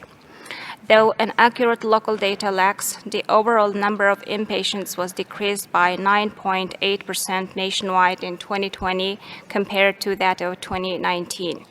The coverage of early detection and screening of arterial hypertension in 2020 was 44% of the target population, which was a decrease by 27% from the previous year. On the other hand, cervical cancer screening rate was 43%, which was a slight increase by 4% compared to 2019. However, the overall coverage of early detection and screening of common NCDs have not substantially increased over the past years. Madam Chair, while responding to the ongoing COVID-19 pandemic, the government of Mongolia has simultaneously worked to launch a nationwide health screening program for the population. Most recently, from the beginning of May, my government commenced an annual national screening program to prevent, early detect, diagnose, and treat common non-communicable and communicable diseases based on age, gender, and health risks of the population. The overall aim of the program is to early detect non-communicable and communicable diseases among the population and refer them for treatment without delay. Madam Chair, based on the lessons learned from the pandemic, Mongolia recognizes the fact that there is a greater need for integrated approaches in addressing NCDs and health emergencies simultaneously to safeguard lives and livelihoods of the people. With this, Mongolia welcomes the proposed recommendations. I thank you. Thank you, Mongolia. Is the representative of the delegates of the Dominican Republic present in the room? Oh, okay. So we will now hand over the floor to the representative of the Dominican Republic, followed by the United Arab Emirates. Dominican Republic, you may please take the floor. Thank you. Muchas gracias, señora Presidenta. Thank you, Madam Chair. Given the impact of the COVID-19 pandemic on mobility and mortality of people living with NCDs, in particular cardiometabolic, we need to look at all this through a different perspective. We need to strengthen health policies, ensuring primary healthcare prevention strategies, and changing the lifestyle. We need to include this in national healthcare plans. The Dominican Republic supports the proposal of the plan for controlling preventing NCDs 2013-2030. We know that this challenge needs to be tackled, and for this we need to double our efforts to deal with cardiovascular diseases, chronic obstructive pulmonary diseases, and other disorders We support the recommendations to strengthen the response to diabetes, the global strategy for oral health, and the promotion of mental health and welfare, and the proposals for interventions in terms of cost-effective interventions. And we need to strengthen the fight against tobacco. We support the plan in the area of global health, and we have strengthened our national strategies in terms of worrying increase during the COVID-19 pandemic in this area. It's important to implement policies to combat stigmatization and to raise awareness of the importance of mental health, which is a vital part of the health of human beings. We support the WHO plan on mental health. Thank you. Thank you, Dominican Republic. We will now move to the delegate of the United Arab Emirates. You may please take the floor. Thank you. Esteemed Chair, members of the Executive Board, ladies and gentlemen, UAE would like to thank the Director General and the WHO Secretariat for the comprehensive progress report on prevention and control of non-communicable disease. UAE has adopted a strategic leadership approach for the prevention and control of non-communicable disease, supported by a strong political commitment, a coordinated whole of government and health in all policies approach, and by engaging stakeholders in an appropriate, coordinated, comprehensive, integrated action and response. In 2016, UAE established a national NCD committee which enhanced the launching of multi-stakeholders national NCD prevention and management action plan by adopting the best buys and recommended cost-effective intervention. During COVID-19 pandemic, UAE prioritized NCDs in the policy response to health emergencies. Innovative digital health solution were the cornerstone for the continuity and sustainability of NCD services, including mental health for patients and healthcare providers. Diabetes and obesity in UAE are considered a major public health problem. Thus, they have been integrated in the National NCD Action Plan by tackling diabetes and obesity prevention and management over the life course. For the elimination of cervical cancer, United Arab Emirates took a proactive step to reduce the cervical cancer incidence rate by introducing and integrating a national cervical cancer screening program in primary health care, in addition to introducing HPV co-testing to women aged 30 years and above. UAE published the National Cancer Registry, which played a vital role in providing and monitoring quality and standardized cancer data. And to optimize the primary prevention of cervical cancer, UAE government introduced the HPV vaccine 10 years ago in the National Immunization Program, which was reflected in a national coverage of more than 83%. To conclude, UAE government is committed and working hard toward achieving SDG target 3.4 to reduce the premature mortality and morbidity from non-communicable disease through prevention, early detection, and treatment. Thank you. Thank you to the delegate from the United Arab Emirates. We will now proceed to a contribution from another one of the non-state actors who has been conferred a relationship by the WHO. And now I have the pleasure to give the floor to the constituency of non-state actors as represented by the World Heart Federation. World Heart Federation representative, can you please take the floor? Thank you. Thank you.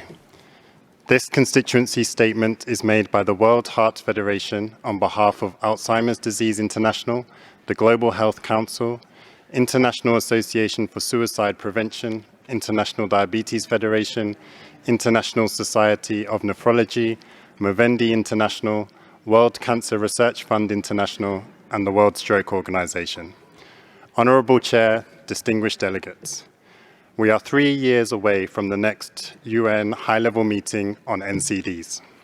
WHA 75's NCD-related agenda highlights the importance of action on NCDs and mental health, including cardiovascular disease, suicide prevention, and dementia, at all levels and at all times through pandemics and conflicts. Too many people living with NCDs are currently being left behind. We commend the emphasis on the inclusion of the meaningful involvement of people with lived experience in the development of services as outlined within the implementation roadmap. This will catalyse action where it has been insufficient, enabling the rollout of people-centred, impactful NCD prevention and health promotion, screening, management and palliative care services throughout the life course. Prerequisites if UHC and SDG targets are to be achieved by 2030. We urge Member States to adopt the Omnibus Decision on Agenda Item 14.1 to integrate NCD and mental health indicators in health systems performance and access metrics to rectify the key gaps in existing global NCD targets, particularly the lack of targets for those under 30 and over 70 years living with comorbidities and neglected NCDs. We urge Member States to engage with the proposed guidance for whole of government and whole of society action and on benefits and risk management approaches for multi-stakeholder engagement to guard against unhealthy industry interference in policy making and step up investment through sustainable financing, including through the UN Multi-Partner Trust Fund in NCD, mental and oral health services, together with essential medicines and products, to protect progress achieved to date and catalyse action where this is lacking, promoting equity. A recent Lancet Health Policy paper demonstrates that with basic investments in NCDs aligned with WHO's best buys, nearly all countries, including low and middle income countries, could achieve the SDG 3.4 target by 2030 while providing a 19-to-1 return on investment. Thank you.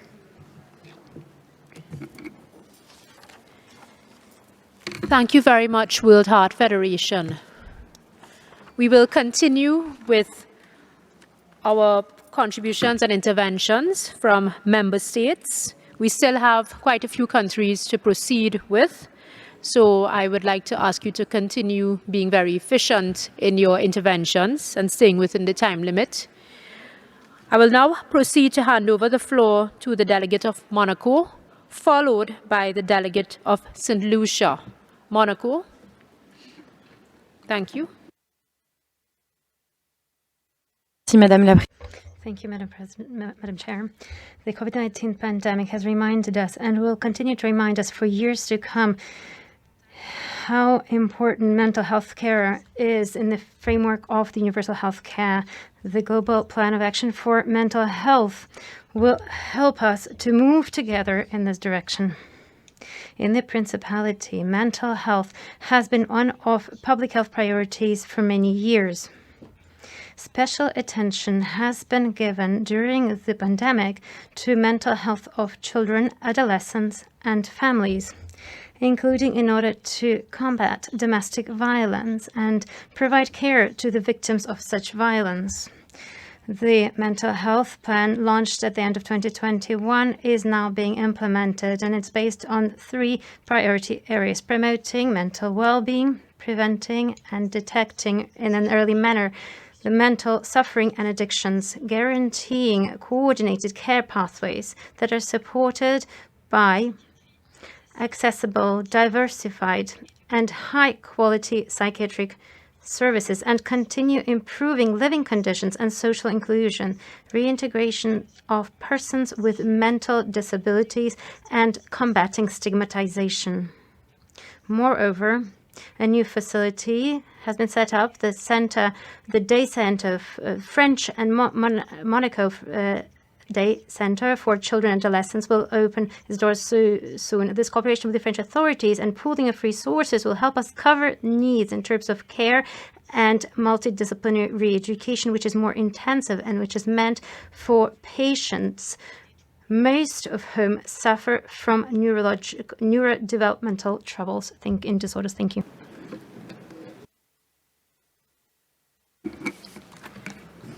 Thank you very much, Monaco. I will now hand over the floor to the delegate of St. Lucia, followed by the delegate of Timor-Leste. President, Chairperson, St. Lucia has reviewed the various documents and supports the reports. In 2007, the Caribbean led the world as CARICOM heads of government held the first ever high-level meeting on non-communicable diseases. St. Lucia recognized that despite emerging and re-emerging infections of vector-borne diseases, which are often very visible, there is a silent epidemic of NCDs. The impact of non-communicable diseases on families, productivity, and one's quality of life cannot be underestimated. In St. Lucia, NCDs are the main causes of chronic illness and death. Cardiovascular diseases, hypertension, strokes, heart diseases combined are the leading cause of death, followed by cancers.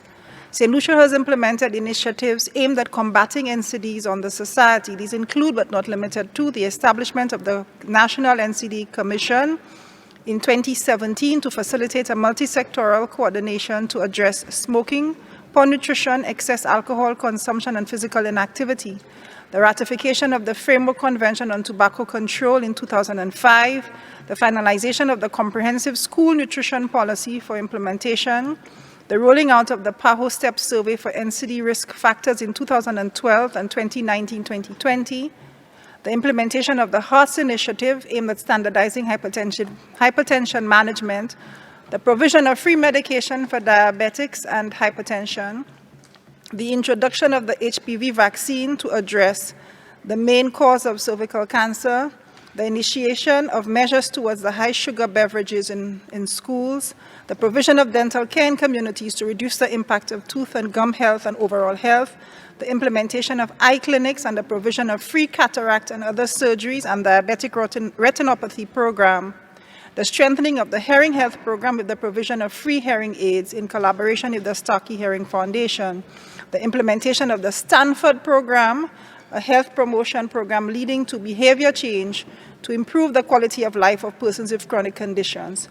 St. Lucia continues to work towards decreasing the impact of non-communicable diseases on its population and is in support of the draft implementation roadmap 2023 to 2030 for the Global Action Plan for the Prevention and Control of NCDs as we contribute to 1 billion more people benefiting from universal health coverage. Thank you. Thank you, St. Lucia. I will now hand the floor over to the delegate of Timor-Leste, followed by South Africa and then Dominica. Thank you, Chair. As we are aware that non-communicable diseases are leading cause of preventable disease and premature death in the world, its heavily social and economic burden, especially the market increase in the treatment cost and loss of productivity, undermines individually, family, and community well-being. The COVID-19 has exposed the existing treatment gaps in the area of mental health. Prioritization of the mental health need to be continued at all levels to ensure an effective and comprehensive response to the mental health needs of the people in the face of COVID-19. Comprehensive and integrated strategy and actions should be aimed to strengthening the promotion, prevention, and care rehabilitation, as well as improving the quality of care for people with the mental health. Timor-Leste is compromised implementation of the Global Mental Health Action Plan 2013-2030 and integration of mental health services into primary health care through family health and integrated community health service program, with the aim to ensure the availability and accessibility of mental health care for all, with a specific focus on the people living in vulnerability situation and hard-to-reach area as part of effort in ensuring equitable health services.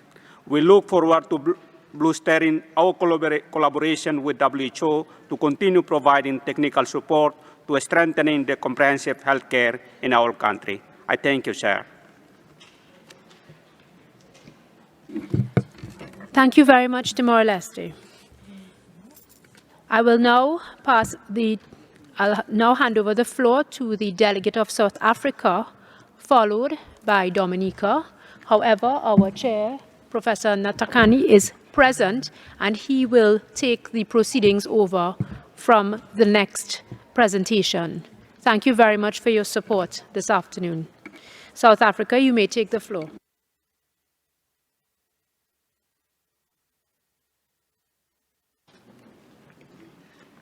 Madam Chair, thank you very much.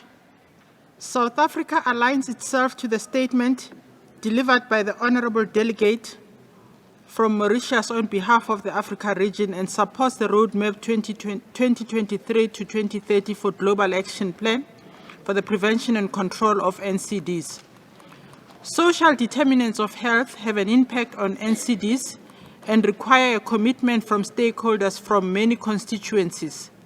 The role played by civil society and persons living with NCDs is important in the development of implementation plans for prevention and control of NCDs, also for monitoring of implementation and sustaining the gains. This requires the strengthening of national capacities for the governance of multi-stakeholder engagement, cross-sectoral collaboration, and meaningful and effective partnerships in prevention and control of NCDs. Amongst the tools used to mitigate and manage NCDs in South Africa, we use the National Healthy Lifestyle Awareness Program to galvanize all South Africans to participate in healthy lifestyles interventions. The campaign focuses on the dangers of obesity, unhealthy diets, including those that are based on consumption of high sugar beverages and high salt foods, physical inactivity, tobacco control, interventions against alcohol and substance abuse, and by promoting health and well-being amongst individuals, communities, and populations. Screening for cancers such as breast, cervical, prostate, and colonic cancer have been prioritized. The national monitoring and surveillance systems for NCDs is being developed to mitigate the risk factors and for the synthesis of reliable and timely data for resource planning. We are encouraged by the constructive recommendations for guiding an appropriate response to NCDs in high burden and resource-constrained countries. The use of innovative funding models through taxations, such as on sugar-sweetened beverages, has enhanced our ability to respond to NCDs and move closer towards the goal of universal health coverage. South Africa supports the Comprehensive Mental Health Action Plan 2013 to 2030 and further applauds the WHO on the development of the Special Initiative for Mental Health towards universal health coverage for mental health. Lastly, we would like to congratulate the government of Norway, together with the WHO, on the launch of the Global Compact on NCDs in Ghana. This initiative brings hope that our high burden and resource-constrained countries will move faster towards meeting our SDG 3 obligations on UHC. I thank you. Thank you very much. Our next speaker is Dominica, followed by Indonesia and then Mexico. Dominica, you have the floor.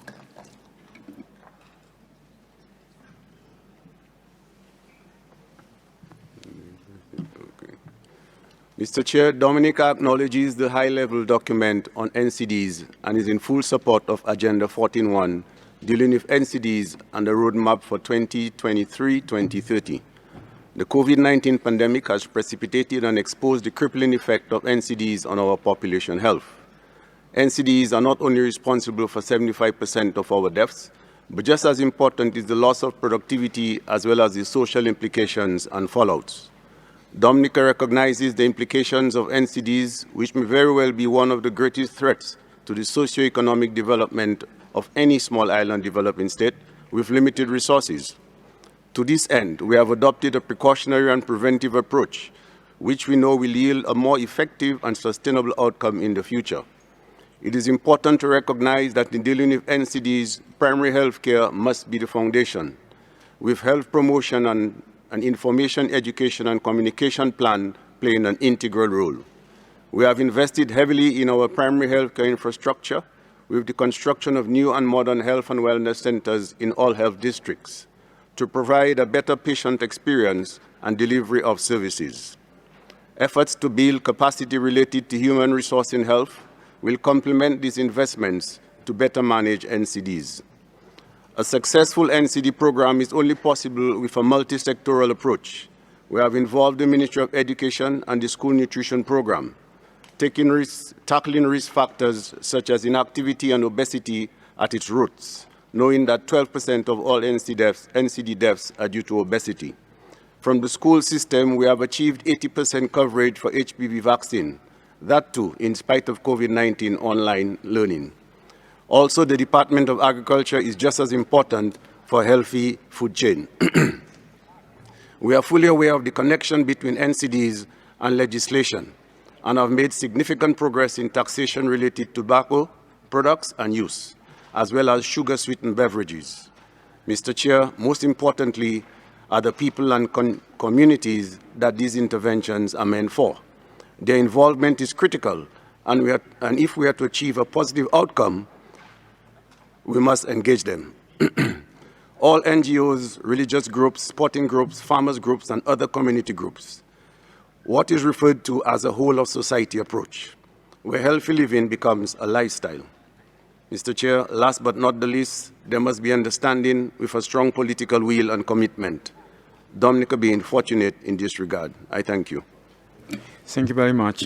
Next speaker is Indonesia, followed by Mexico, and then I invite a non-state actor, which is World Federation of Neurosurgical Societies. Now I give floor to Indonesia. Floor is yours. Thank you, sir. Indonesia recognizes that the COVID-19 pandemic has disrupted essential health services delivery, which potentially increases the fatality rate of the NCD cases and hinder member states from achieving the NCDs and SDGs target. To address this challenging situation, Indonesia continues to strengthen its national capacity by establishing the relevant regulation and policies to support the prevention and control of NCDs, allocating sufficient financial support, increasing capacity building, and enhancing collaboration with other relevant sectors. Currently, Indonesia has been developing the NCDs prevention and control roadmap, which refers to by 4x4 NCD agenda, which comprises of prevention and control of risk factors such as smoking, exclusive alcohol consumption, unhealthy diet, and physical inactivity. We are also developing of a roadmap to control cardiovascular, diabetes mellitus, health, mental, and cancer diseases. In line with our nation's health system and transformation, the national monitoring and surveillance system for NCDs and their risk factors are being strengthened to address the challenge faced in health services during the pandemic, follow up the NCD case, as well as to provide reliable and timely data. In this regard, we seek WHO's assistance in developing and strengthening surveillance system to monitor and global target accomplishment.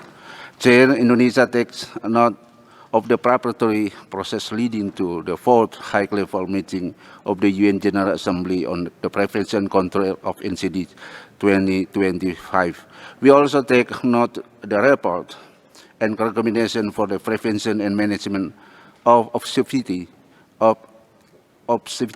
over the life course and the related target. To ensure their successful implementation, Indonesia requests WHO to support the member states in implementing this recommendation. In conclusion, Indonesia reiterated its commitment to addressing NCDs. We are assured that with close collaboration among member states and with other relevant agencies, we will certainly achieve the 2030 global target. Thank you. Thank you. Next speaker is Mexico, followed by World Federation of Neurosurgical Societies, and then ELAC. Mexico, you have the floor. Muchas gracias, señor presidente. Many thanks, Chair. We support the 2023-2030 roadmap to speed up the global action plan for the prevention and control of non-communicable diseases, which would include mental health. In my country, we have adopted measures to reduce exposure to modifiable risk factors. We have empowered communities so they can take charge of their health and promote healthy eating and steady measures that always promote health. All of this is built into the clear labeling of junk food, and we prevent them being sold in schools. We are available to the entire organization to share our best practices and lessons learned. These have been developed with other countries such as Chile and Peru in a spirit of cooperation for the best public health possible. However, despite these achievements, it saddens us to see that the implementation of such public policies to put an end to the spread of NCDs are hampered by transnational commercial interests. These behaviors are common throughout the world, so we would ask the Secretariat of Organization, it needs to have a better handle on these sorts of interference that might prevent national action. An example of this has been seen in policies that have increased on warning labels related to maternal breastfeeding. When it comes to mental health, it's absolutely essential not only to prevent and promote the health of individuals, but we also need to cover the needs of those who live with disorders, raising their visibility and reducing their stigmatization. The COVID-19 pandemic broke the three parts of health: social, physical, and mental health. All spheres were affected by increasing the number of people who suffer from mental health problems. We think that it's absolutely essential to include in the adopted strategy specific measures that would address other determinants of health that are not part of detection and treatment, because we need to have measures to prevent generating new sick people at the same time as we do the best we can to detect those who are already ill. We need to detect and treat, but we also give even greater importance to preventing disease. Let's bear in mind that diseases are not transmitted by agent. They are transmitted by our sons and daughters, which lead them to afterwards present these non-communicable disease because we transmit risk factors once we normalize the consumption of alcohol and tobacco as well as a sedentary lifestyle. We also want to support and adhere to the idea that the roadmap should focus as well on individuals that live with disabilities so they can have person-centered care. Thank you very much. Thank you very much. Now I invite World Federation of Neurosurgical Societies to take the floor. Thank you. This statement is made by the World Federation of Neurosurgical Societies on behalf of the International Federation of Surgical Colleges, the World Federation of Neurosurgical Societies, the World Federation of Societies of Anesthesiologists, the International Society of Orthopedic Surgery and Traumatology, the International Clearinghouse for Birth Defect Surveillance and Research, and Nutrition International.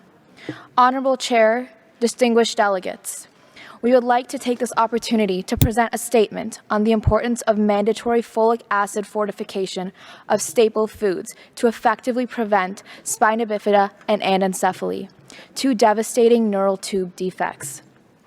We are concerned that worldwide, at least 300,000 pregnancies are estimated to be affected with spina bifida and anencephaly annually, and 75% of them result in elective terminations, stillbirths, or under 5 deaths. Those who survive have lifelong paralysis and neurologic impairment. Most require multiple surgeries, unavailable in low and middle income countries. Families face stigma and cannot afford cost of care. Mandatory folic acid fortification is the most effective public health strategy to prevent spina bifida and anencephaly equitably in the population.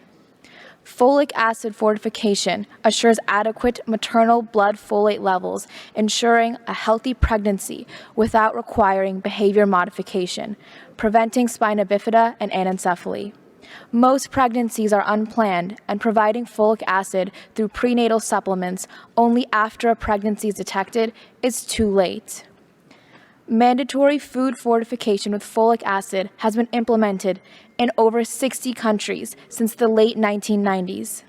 Folic acid fortification is safe, effective, and has high cost-benefit ratio. Yet over 100 countries lack this intervention, adversely impacting the most vulnerable populations.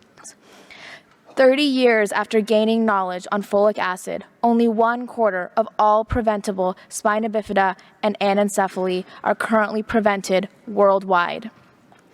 This diplomatic year, member states with initial sponsorship are planning to recruit support of other member states for consideration of a folic acid fortification resolution for the World Health Assembly in 2023. This World Health Assembly resolution will assist more than 100 countries to reach their 2030 Sustainable Development Goals on child mortality and health equity. We urge the World Health Organization and member states to support this resolution on mandatory folic acid fortification of staple foods. Thank you. Thank you very much. May I give floor to Iraq, followed by Nepal. Iraq, you have the floor.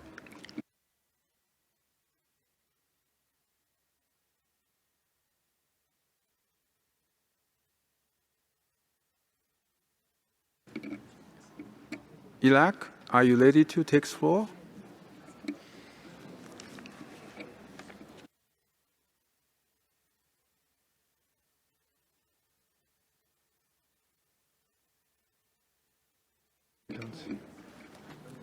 So, in that case, may I invite Nepal to speak? Thank you, Chair. Nepal appreciates the commitment of World Health Organization in prioritizing NCDs and support the agenda. NCDs are responsible for 78% of deaths in Nepal, and most of these deaths are in younger population. Very recently, Nepal has launched National Multisectoral Action Plan for Prevention and Control of NCDs, and that has been endorsed for 2021 to 2025 through a consultative process on World Health Day. Multisectoral governance institutional structure has been established at all the layers of the government for mainstreaming NCDs related policy and program across the sector for prevention and control of NCDs. Package of essential non-communicable disease interventions has been scaled up in 55 districts out of 78, and they have been planned for scaling up nationwide. The guidelines on tobacco cessation developed and capacity building on brief tobacco intervention has been organized all over the country. Department of Ayurveda and Alternative Medicine has initiated yoga-related activities in the school and is planning to scale up these activities through the children on the importance of yoga and importance of physical activities. Nepal fully aligns with the views and concerns expressed by the many that inaction among countries have resulted in low progress in adoption and implementation of policy solution enlisted in World Alcohol Strategy. Nepal is also facing the harmful consequences of alcohol, such as death, disabilities, financial hardships, and violence. That is why the government of Nepal and Ministry of Health has launched Safer Initiative for Alcohol Control on 19th April 2022 in partnership with WHO and partners. Nepal is determined to prioritize and implement the high-impact and cost-effective strategies and intervention, focusing on the health of the public in combating NCDs. We have a rich body of civil society, academia, and media, and they are being engaged in new safer partnership. The Ministry of Health and Population of Nepal will remain highly vigilant to commit the strengthening public health-oriented policies for NCD for mitigating undue influence of alcohol. Thank you. Thank you very much. I am going to read the list of speakers who are absent, but please do not raise flags to request a new request, because I have a list of speakers closed twice, so double locked. You cannot open it now. So those who are absent, I will read again. I will read Kenya, Ecuador, Barbados, Vietnam. If you are present and ready to speak, please wave your flag. Otherwise, we will go or proceed to statements from representative from UN and other international organizations and others, but I need to go to General Committee to report our good progress to General Committee.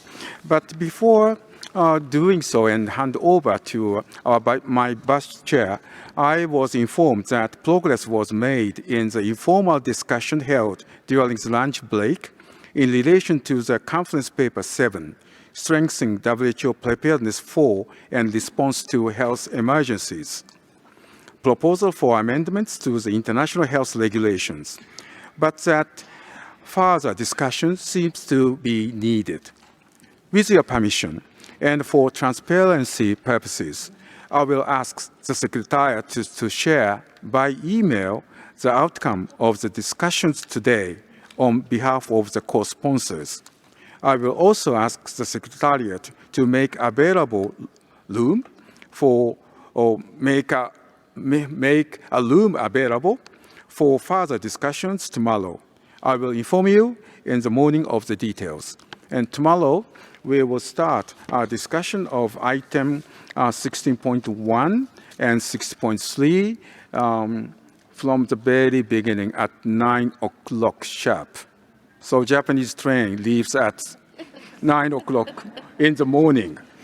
And I have distributed white paper, so please have a look of this.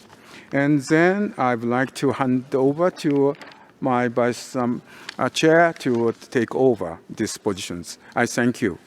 And lastly, bad news for you. I think we would like to have to progress as much as possible. So I think we would like to extend a little bit, not 10 o'clock tonight, but extend a little bit to complete this agenda. Thank you very much for your cooperation, and I must thank my vice chairs to take up the role and do a wonderful job to progress very well. Thank you.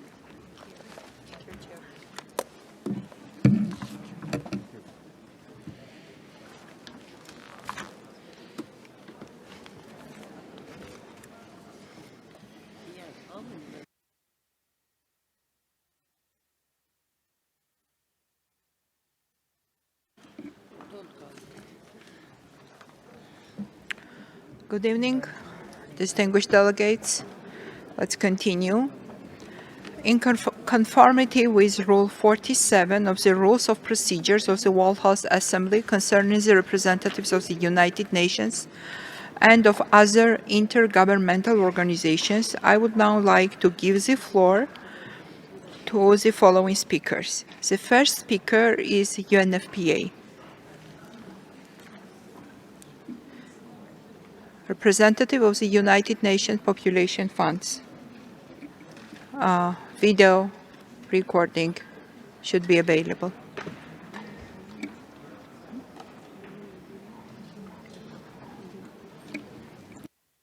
Thank you, Chair. With only 8 years left to achieve the SDG target of universal health coverage, UNFPA is committed to ensuring that everyone has access to quality care that is affordable, acceptable, and delivered with respect to the rights and dignity of each person. The upcoming United Nations high-level meeting on universal health coverage will be an excellent opportunity to build momentum, to get it back on track, and ensure the prioritization of investments in health systems that leave no one's health behind. According to the latest global monitoring report, UHC is not on track, and the COVID-19 pandemic brought the world further away from it. The COVID-19 crisis and the growing economic insecurity, coupled with pre-existing sexual and reproductive health inequities, have also imposed additional strain, especially in health services for women and young people, whose care is often low quality and severely underfunded. In 2020 alone, UNFPA estimated that nearly 12 million women in 115 countries lost access to family planning services, leading to 1.4 million unintended pregnancies resulting from the disruptions of services caused by COVID-19. WHO new reproductive health strategy should be seen as a unique and timely opportunity in supporting states to accelerate the achievement of health-related SDGs by 2030. UNFPA stands ready to mobilize our technical expertise and join forces with WHO and other partners to ensure that all women, men, adolescents, girls, and boys have access to essential health care, including sexual and reproductive health services along the life course. We call on member states to seize the opportunity created by the political momentum around universal health coverage to scale up efforts to dismantle barriers to sexual and reproductive health services and strengthen accountability mechanisms to ensure universal health coverage includes vulnerable populations and those left furthest behind. I thank you. I thank UNFPA representative. Now I I give the floor to the representative of International Atomic Energy Agency. The floor is yours. Thank you, Chair. The International Atomic Energy Agency conducts several activities aimed at addressing non-communicable diseases such as cancer and cardiovascular disease. Cancer control in low and middle income countries remains a strong focus of the IAEA's work, including through joint activities with WHO and the International Agency for Research on Cancer, such as impact reviews to assess comprehensive cancer control program needs, developing national cancer control plans, and mobilizing partners and resources. The IAEA collaborates closely with WHO on their global cancer initiatives in childhood, cervical, and breast cancers, including diagnostic imaging, radiology, and nuclear medicine and radiotherapy. This year on World Cancer Day, the IAEA launched Rays of Hope, a global initiative which will complement the ongoing efforts of the IAEA to assist member states to improve their cancer care capacities. Rays of Hope will contribute to reducing premature mortality from cancer. Emphasizing treatment will also change the narrative that cancer is only associated with death and suffering, and motivate patients to seek help early, further improving outcomes.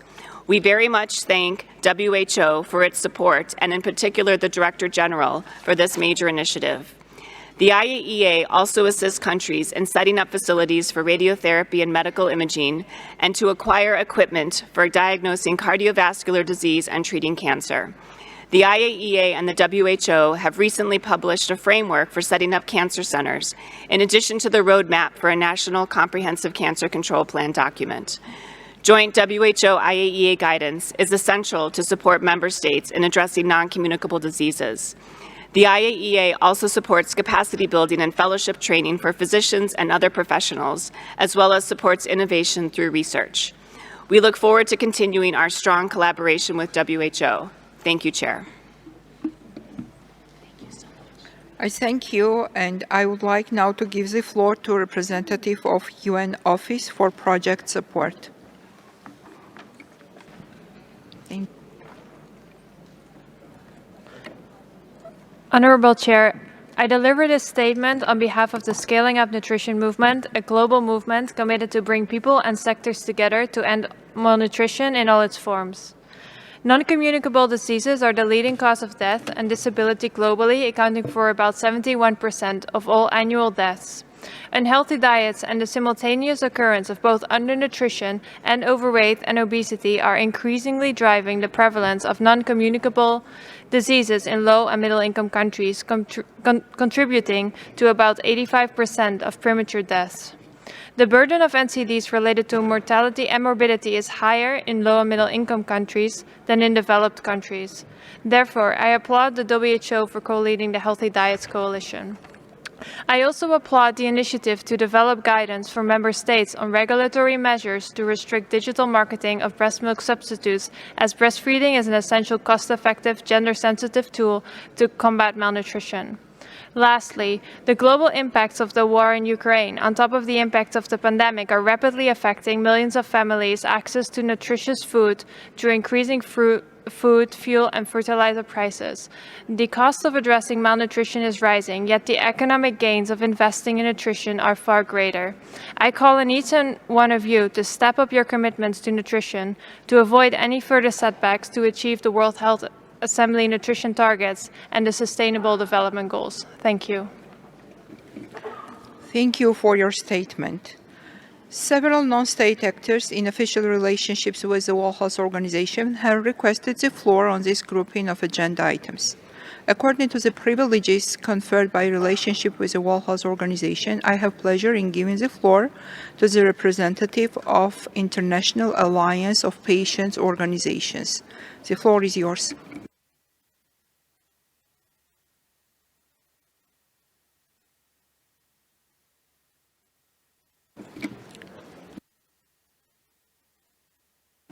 Is the representative of International Alliance of Patients Organizations present in this room? Then I would like to invite the next speaker, Medicines Patent Pool Foundation.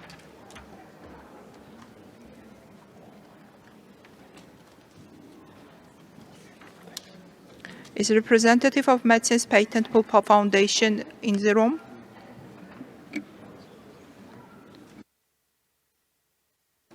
Here it is. Okay. Please, the floor is yours. The Medicines Patent Pool welcomes the opportunity to comment on the draft implementation roadmap. Ensuring access to safe, effective, and affordable essential medicine is one of the critical factors to achieve universal health coverage.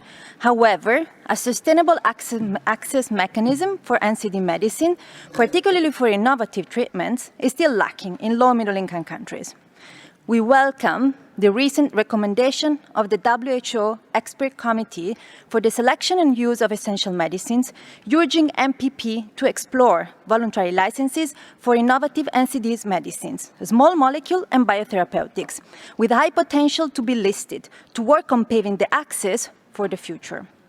With our experience in building partnership with industry and other stakeholders and our track record in implementing public health licenses, MPP reaffirms its commitment to working with WHO and member states to improve the availability and affordability of essential medicines for non-communicable diseases. Thank you.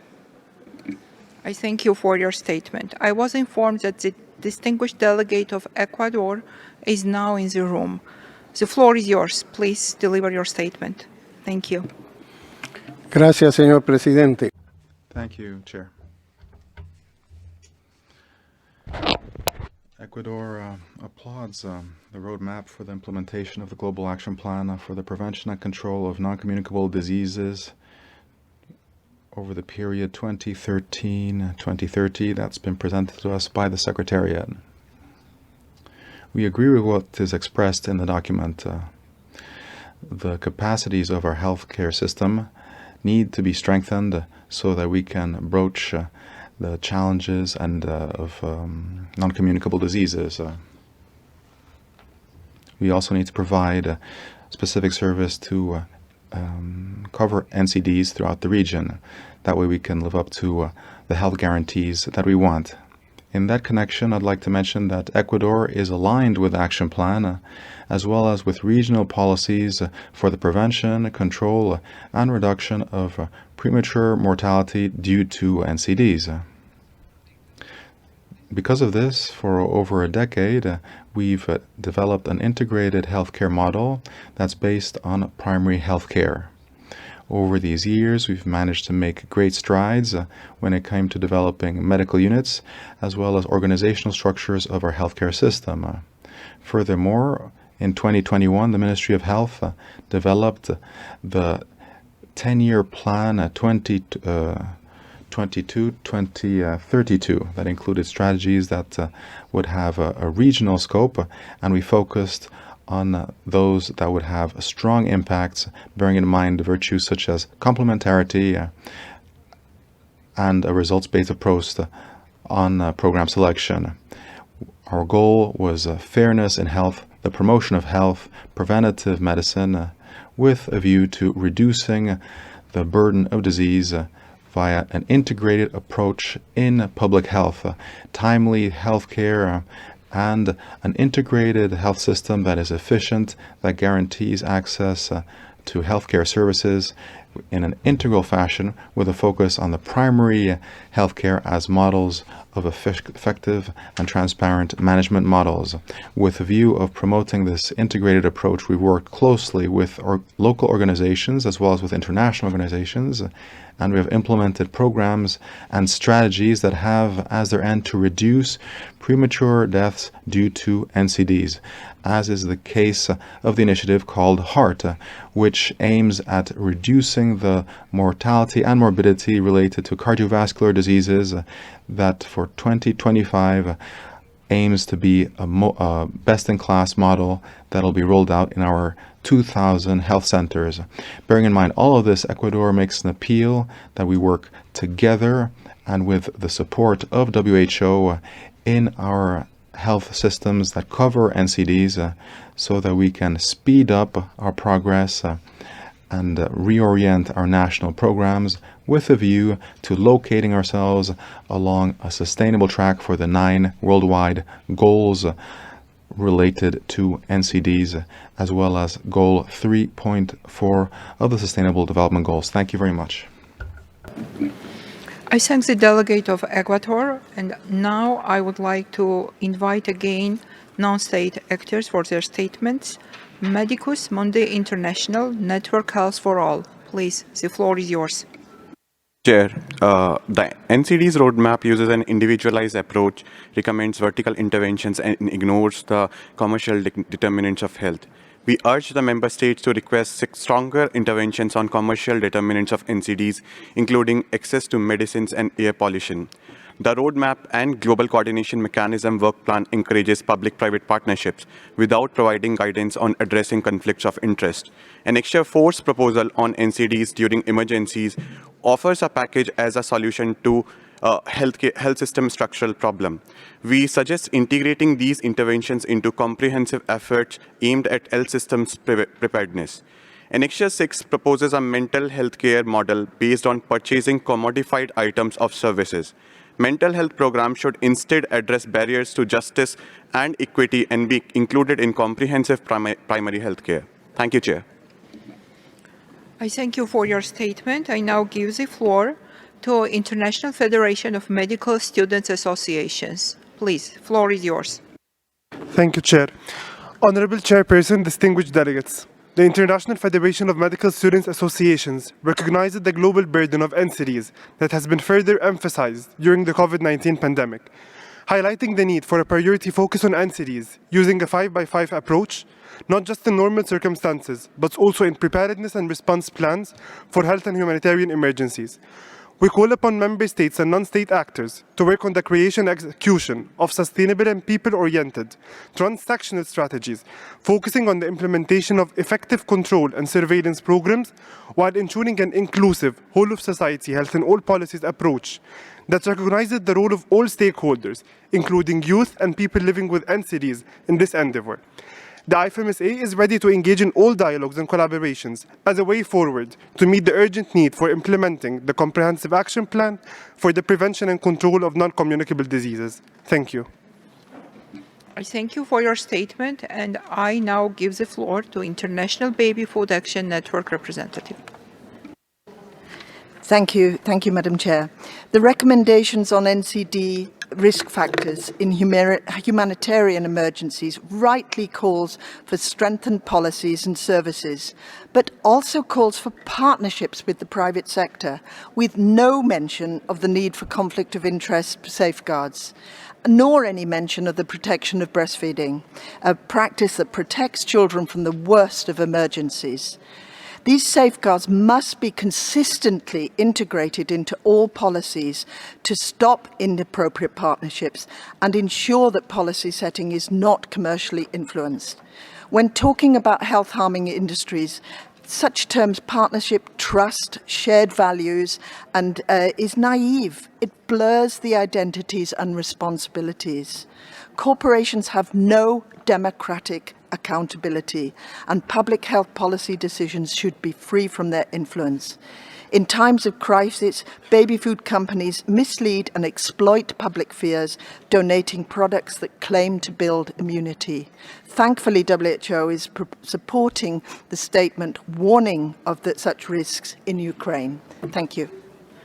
Thank you. Before we continue to pre-recorded statements, I would like to invite again International Alliance of Patients Organizations for their statement.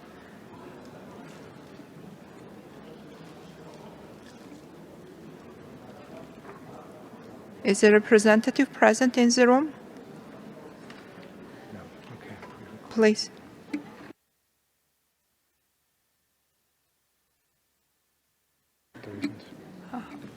Okay. With this, I would like to continue with pre-recorded statements by representatives from non-state actors.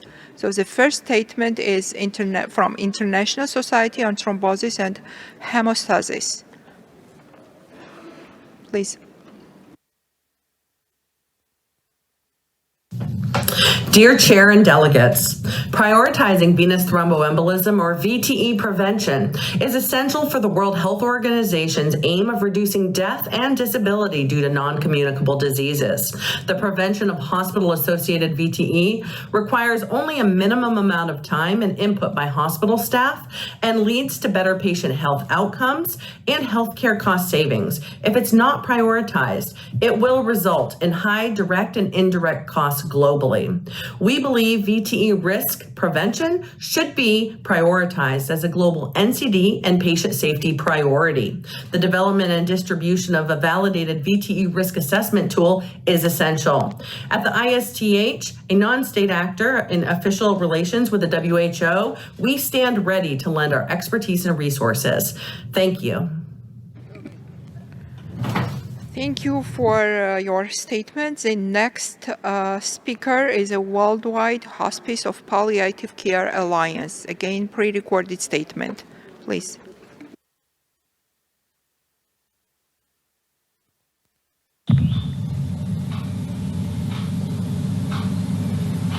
I am Helena Davies, a woman with lived experience of palliative care and NCDs, speaking on behalf of the Worldwide Hospice Palliative Care Alliance.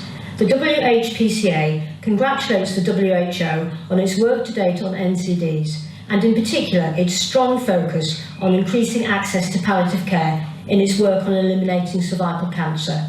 The WHPCA kindly requests that the WHO and its member states continue to recognise the physical, psychological, spiritual and social suffering that affects millions of people living with NCDs globally, and significantly increases access to palliative care to address this avoidable suffering. We request that WHO and member states A. include access to palliative care in all monitoring in relation to progress on NCDs, B. ensure palliative care is included in all work on NCDs in humanitarian situations, and finally, continue the excellent work on building access to palliative care for women with cervical cancer. Thank you for your attention. I thank Worldwide Hospice of Palliative Care Alliance for this statement, and now I would like to invite Alzheimer's Disease International pre-recorded statement, please.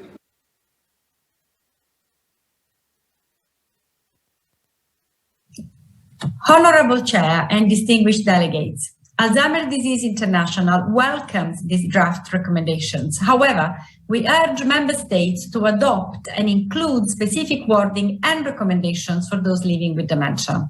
Evidence from the COVID-19 pandemic has shown that those living with dementia have been disproportionately impacted. In other humanitarian emergencies, such as in Ukraine, there are issues around access to dementia medicines, which are not on the essential medicine list. And case studies have shown those in the later stages of the condition often resist or are unable to leave dangerous environments, meaning many are left behind. People living with dementia are not typically or explicitly included in publicly available safeguarding and protection policies and emergency response mechanisms, despite being some of the most vulnerable. We therefore urge member states to consider those living with dementia when implementing those recommendations. Thank you. I thank Alzheimer's Disease International and now give the floor to European Society for Medical Oncology. Pre-recorded statement.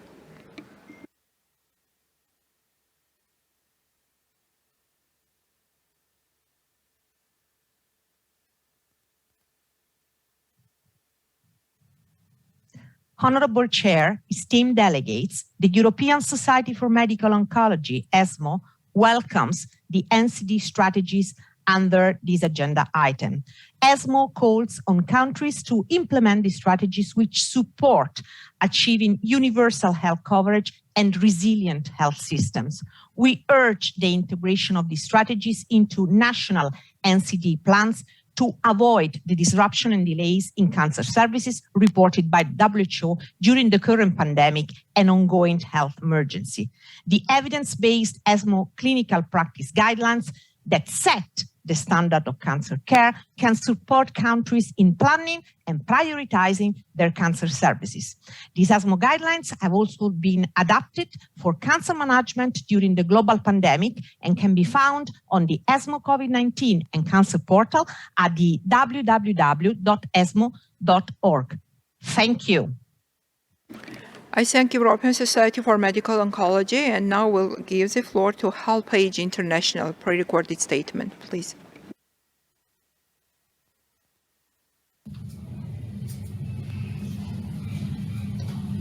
Honorable Chair, distinguished delegates, older peoples and persons with disability face the greater burden from NCD and are at the high risk in emergency. We welcome call for a prioritized essential NCD package for emergency. This package must meet the physical and the mental health of the older peoples and the people with disabilities with NCD, including access to services, medicine, and assistive technologies. Health workers must have a training to identify and support people to manage NCD through person-centered approaches that promote healthy aging. Older peoples and persons with disability must be engaged, empowered, and designs and the deliveries of NCD intervention, preparedness, and response plans. Data must be inclusive, age cap must be removed, and age, sex, and the disability disaggregated data from the older peoples in emergency must be available. Thank you. I thank HelpAge International, and now give the floor to the representative of International Society of Physical and Rehabilitation Medicine. Pre-recorded statement, please. Thank you.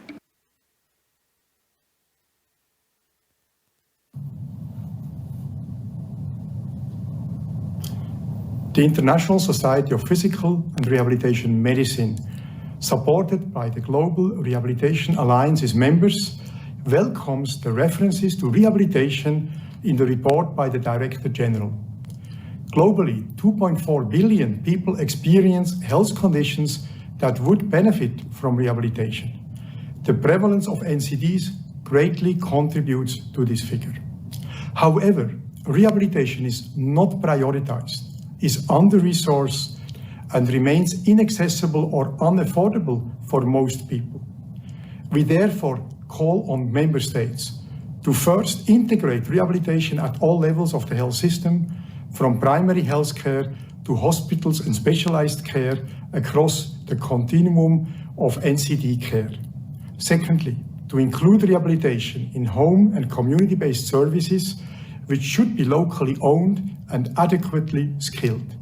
And thirdly, to leverage rehabilitation onto the WHA agenda with a view to providing the political framework for stronger commitments and wider coverage. I thank the representative of International Society of Physical and Rehabilitation Medicine, and now give the floor to representative of International Federation of Gynecology and Obstetrics for pre-recorded statement. Thank you.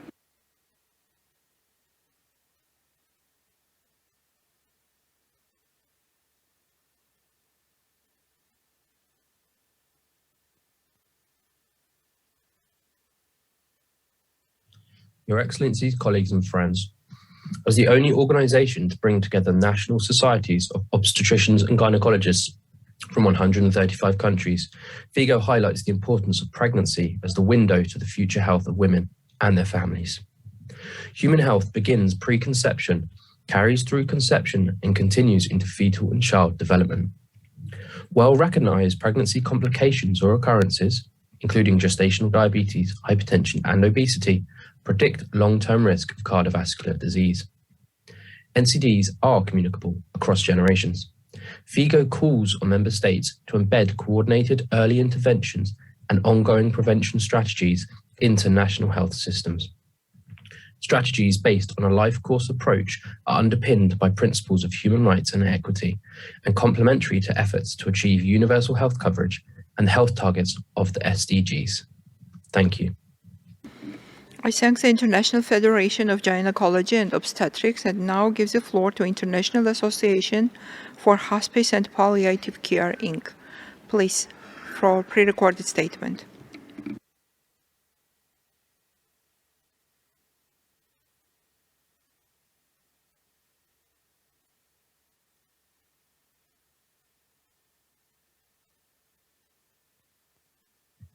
La IHPC acoge con beneplácito el foco en la capacidad del sistema de salud. We are pleased by this focus on the health system and primary health care as a way to ensure equitable access to services. Palliative care is aligned with the goals of this assembly, Health for Peace and Peace for Health. Palliative care on the community level is the most sustainable measure to ensure peace for those who live on the margins of society. Evidence shows that providing palliative care in primary health care strengthens the healthcare system and prevents overwhelming healthcare workers. We congratulate member states for investing in community health workers and also to preserve those who are providing basic palliative care. Thank you. I thank International Association for Hospice and Palliative Care, and now give the floor to International Federation of Pharmaceutical Manufacturers Associations for pre-recorded statement. Thank you.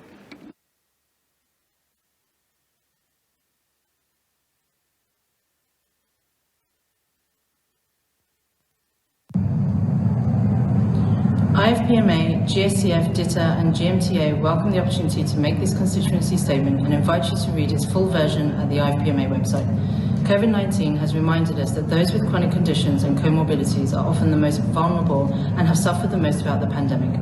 Weak health systems are hampering our collective ability to proactively deal with health crises, and COVID-19 is a wake-up call to just how important it is to make strong investments in NCD prevention and control, and to ensure it is a core underpinning of any nation's pandemic preparedness and response plan. We believe the private sector has been and remains a necessary and critical partner in addressing the gaps in response to NCDs.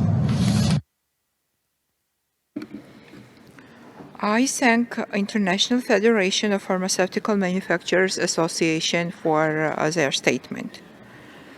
With this, the list of speakers is completed.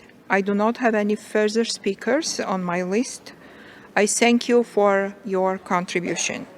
I shall now give the floor to the Secretariat. I would like to invite Dr. Carissa Etienne, WHO Regional Director for the Americas. Dr. Etienne, the floor is yours. President, Excellencies, it is a well-known fact that NCDs contributed to the adverse outcomes in COVID. NCDs are the principal causes of ill health, death, and disability in the region of the Americas. There are approximately 240 million people living with at least one NCD in Americas who need continuous access to essential care and affordable medicines. Primary healthcare services, however, are still being disrupted within the COVID context, and we are seeing the poorest health outcomes resulting from foregone care and delayed care. The integration of NCDs into universal health coverage and universal access is one of our top priorities. We are working with member states to expand services and invest in NCDs, implementing policies, interventions, and technical packages such as HEARTS to help improve NCD diagnosis and treatment. An important component of our efforts in supporting our member states is providing reliable evidence-based health information and guidance for the public, healthcare providers, and health authorities on NCDs and COVID-19. We have also reinforced our work with the member states to strengthen regulatory measures for tobacco control, healthy eating, and alcohol reduction, in addition to health-promoting measures for physical activity and clean air.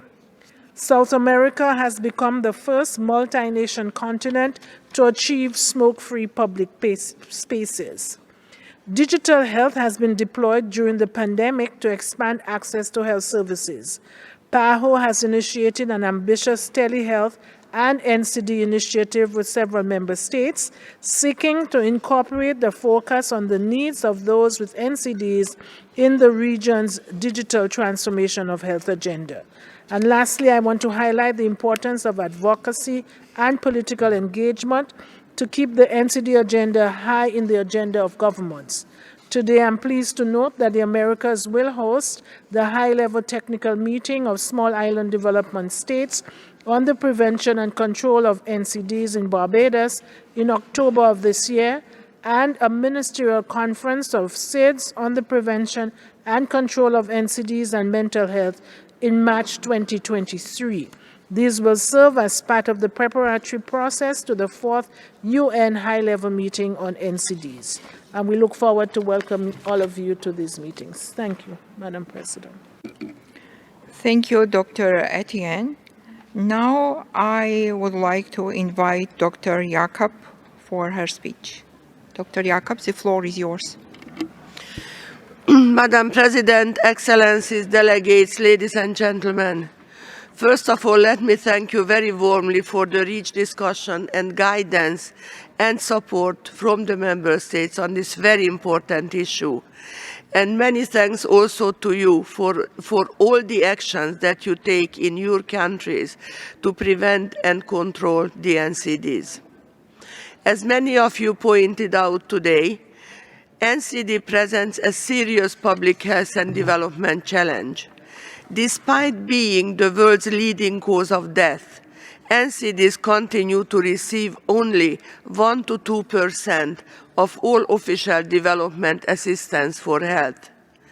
Except for tobacco, there has not been significant change in NCD risk factor trends. We are still far from reaching the NCD gap and SDG targets. Business as usual will not get us to our goals. For this reason, NCD and mental health are top priorities for WHO. The NCD implementation roadmap will accelerate national response through 3 strategic directions. First, accelerating national response by understanding NCD epidemiology and risk factors. Second, prioritizing and scaling up implementation of the most impactful and feasible interventions. And thirdly, ensuring data-driven action and strengthened accountability. Madam President, with your permission, I would like to respond to some of the issues that were raised by delegations. First, the link between climate change and environmental factors and the NCD roadmap. The NCD roadmap is complemented by an equally ambitious agenda and roadmap to reduce environmental risk factors of particular importance to NCDs, such as air pollution. This link is strong and operational. Second, on mental health, we will build on our successes, including the advancement of WHO's Special Initiative for Mental Health from planning to implementation in the 6 countries, and increased support to countries affected by humanitarian emergencies. We will put special emphasis on youth and adolescents, as many of the Member States highlighted and requested. In response to Member States' requests on making mental health as a separate agenda item, the current Secretariat mandate from 2019 requires consolidated reporting to governing bodies on NCDs. This can, however, be modified with a request from Member States and their agreement. What we would like to suggest to Member States is to look at this issue during the intersessional period leading up to EB 152 and come up with a proposal. As indicated by you, 7 major issues emerge, which also include the lessons learned from the pandemic. The first one is addressing the persistent inequalities in both health outcomes and health determinants, including NCD risk factors, social determinants, and access to health services, both within and across the countries. Second, focus on NCDs as part of the preparedness agenda, since the pandemic highlighted the lack of health system capacity in many countries to adequately address, prevent, and manage the NCDs. Thirdly, integration of the NCD agenda into existing global and national efforts to rebuild the resilience of the health systems, which will be critical to meet the objectives and targets of the NCD Global Action Plan and the SDGs.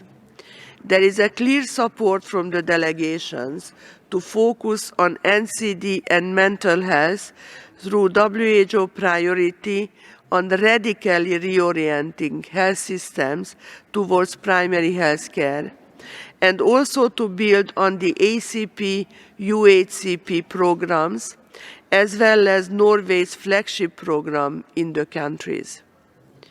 WHO stands strongly behind the integrated approach and integrated agenda, as we also discussed it during the lunchtime roundtable discussion on health systems and the radical shift towards the primary health care, which needs an integrated approach with NCDs. The fourth point is that as part of the recovery agenda, special attention and more investment for people living with NCDs in humanitarian emergencies through multi-sectoral all-hazard approaches will be paid. Fifth, advocating for mental health globally. We will continue to lead this work, including with the launch of the World Mental Health Report on June 17th. And as several member states pointed out, we are also incorporating mental health into other policy areas, including climate change, and the new guidance will come out within a couple of weeks. Six, strengthening WHO's work on multi-stakeholder engagement for the prevention and control of NCDs through the global coordinating mechanisms, as some member states emphasize the need for this. And seventh, responding to the member states' calls for guidance on effectively working with non-state actors, including the private sector. Ladies and gentlemen, 2022 must be the year of a leap forward towards a collaborative and coherent multi-sectoral and multi-stakeholder action on the prevention and control of NCDs and mental health. We certainly agree with several of the messages that you gave us today, with the need to scale up the implementation of effective measures that increase physical activity, reduce alcohol consumption, and strengthen tobacco control as part of the implementation roadmap. The preparatory process leading to the fourth high-level meeting at the General Assembly on the prevention and control of NCDs will be critical to galvanize momentum and place countries on a sustainable path. So with this, I would like to thank you for your support to all these issues, including your support to the draft resolution. And my final point is that delegations also raised some specific issues that will be discussed under NCD Group 2 and 3, and we will respond to those when we come to the second and third subgroup discussions. Thank you, Madam Chair. And with this is the end of the replies from the Secretariat. Back to you. Thank you, Dr. Jakob, for such a comprehensive and inspiring speech, explanations, and suggestions. With this, I would like to ask if the committee is ready to note the relevant section of the report pertaining to this discussion, as contained in the document A75/10, Ref. Point 1, and its annexes contained in documents A75/10 at 2, A75/10 at 5, and A75/10 at 8.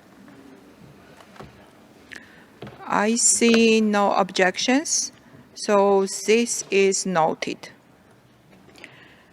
The discussion on this group on items points A, D, F, and J is now closed. As a reminder, there are two decisions to consider under item 14.1, and this will be considered upon conclusion of all three group discussions. Now I would like to say a few words about proceedings for tomorrow. Today we have come to the end of our meeting. Tomorrow we start at 9 a.m. and it is proposed that we begin with the grouping of item 16.1. The Independent Oversight and Advisory Committee for the World Health Organization Health Emergencies Program and 16.3 World Health Organization's work in health emergencies, and then return to our debate on the groupings under item 14.1. Follow up to the political declaration of the third high-level meeting of the General Assembly on the prevention and control of non-communicable diseases. It is already indicated that we will have 3 meetings tomorrow. Please refer to the daily journal to full details. I would like to remind delegates to please take all your personal belongings before leaving the room. Finally, I would like to inform the delegates that the Strategic Roundtable towards a new architecture for health emergency preparedness, response, and resilience, 10 proposals for a safer world will take place tomorrow at 1 p.m. in room 26. Have a good evening. I thank you for your contributions. The meeting is now closed. Thanks.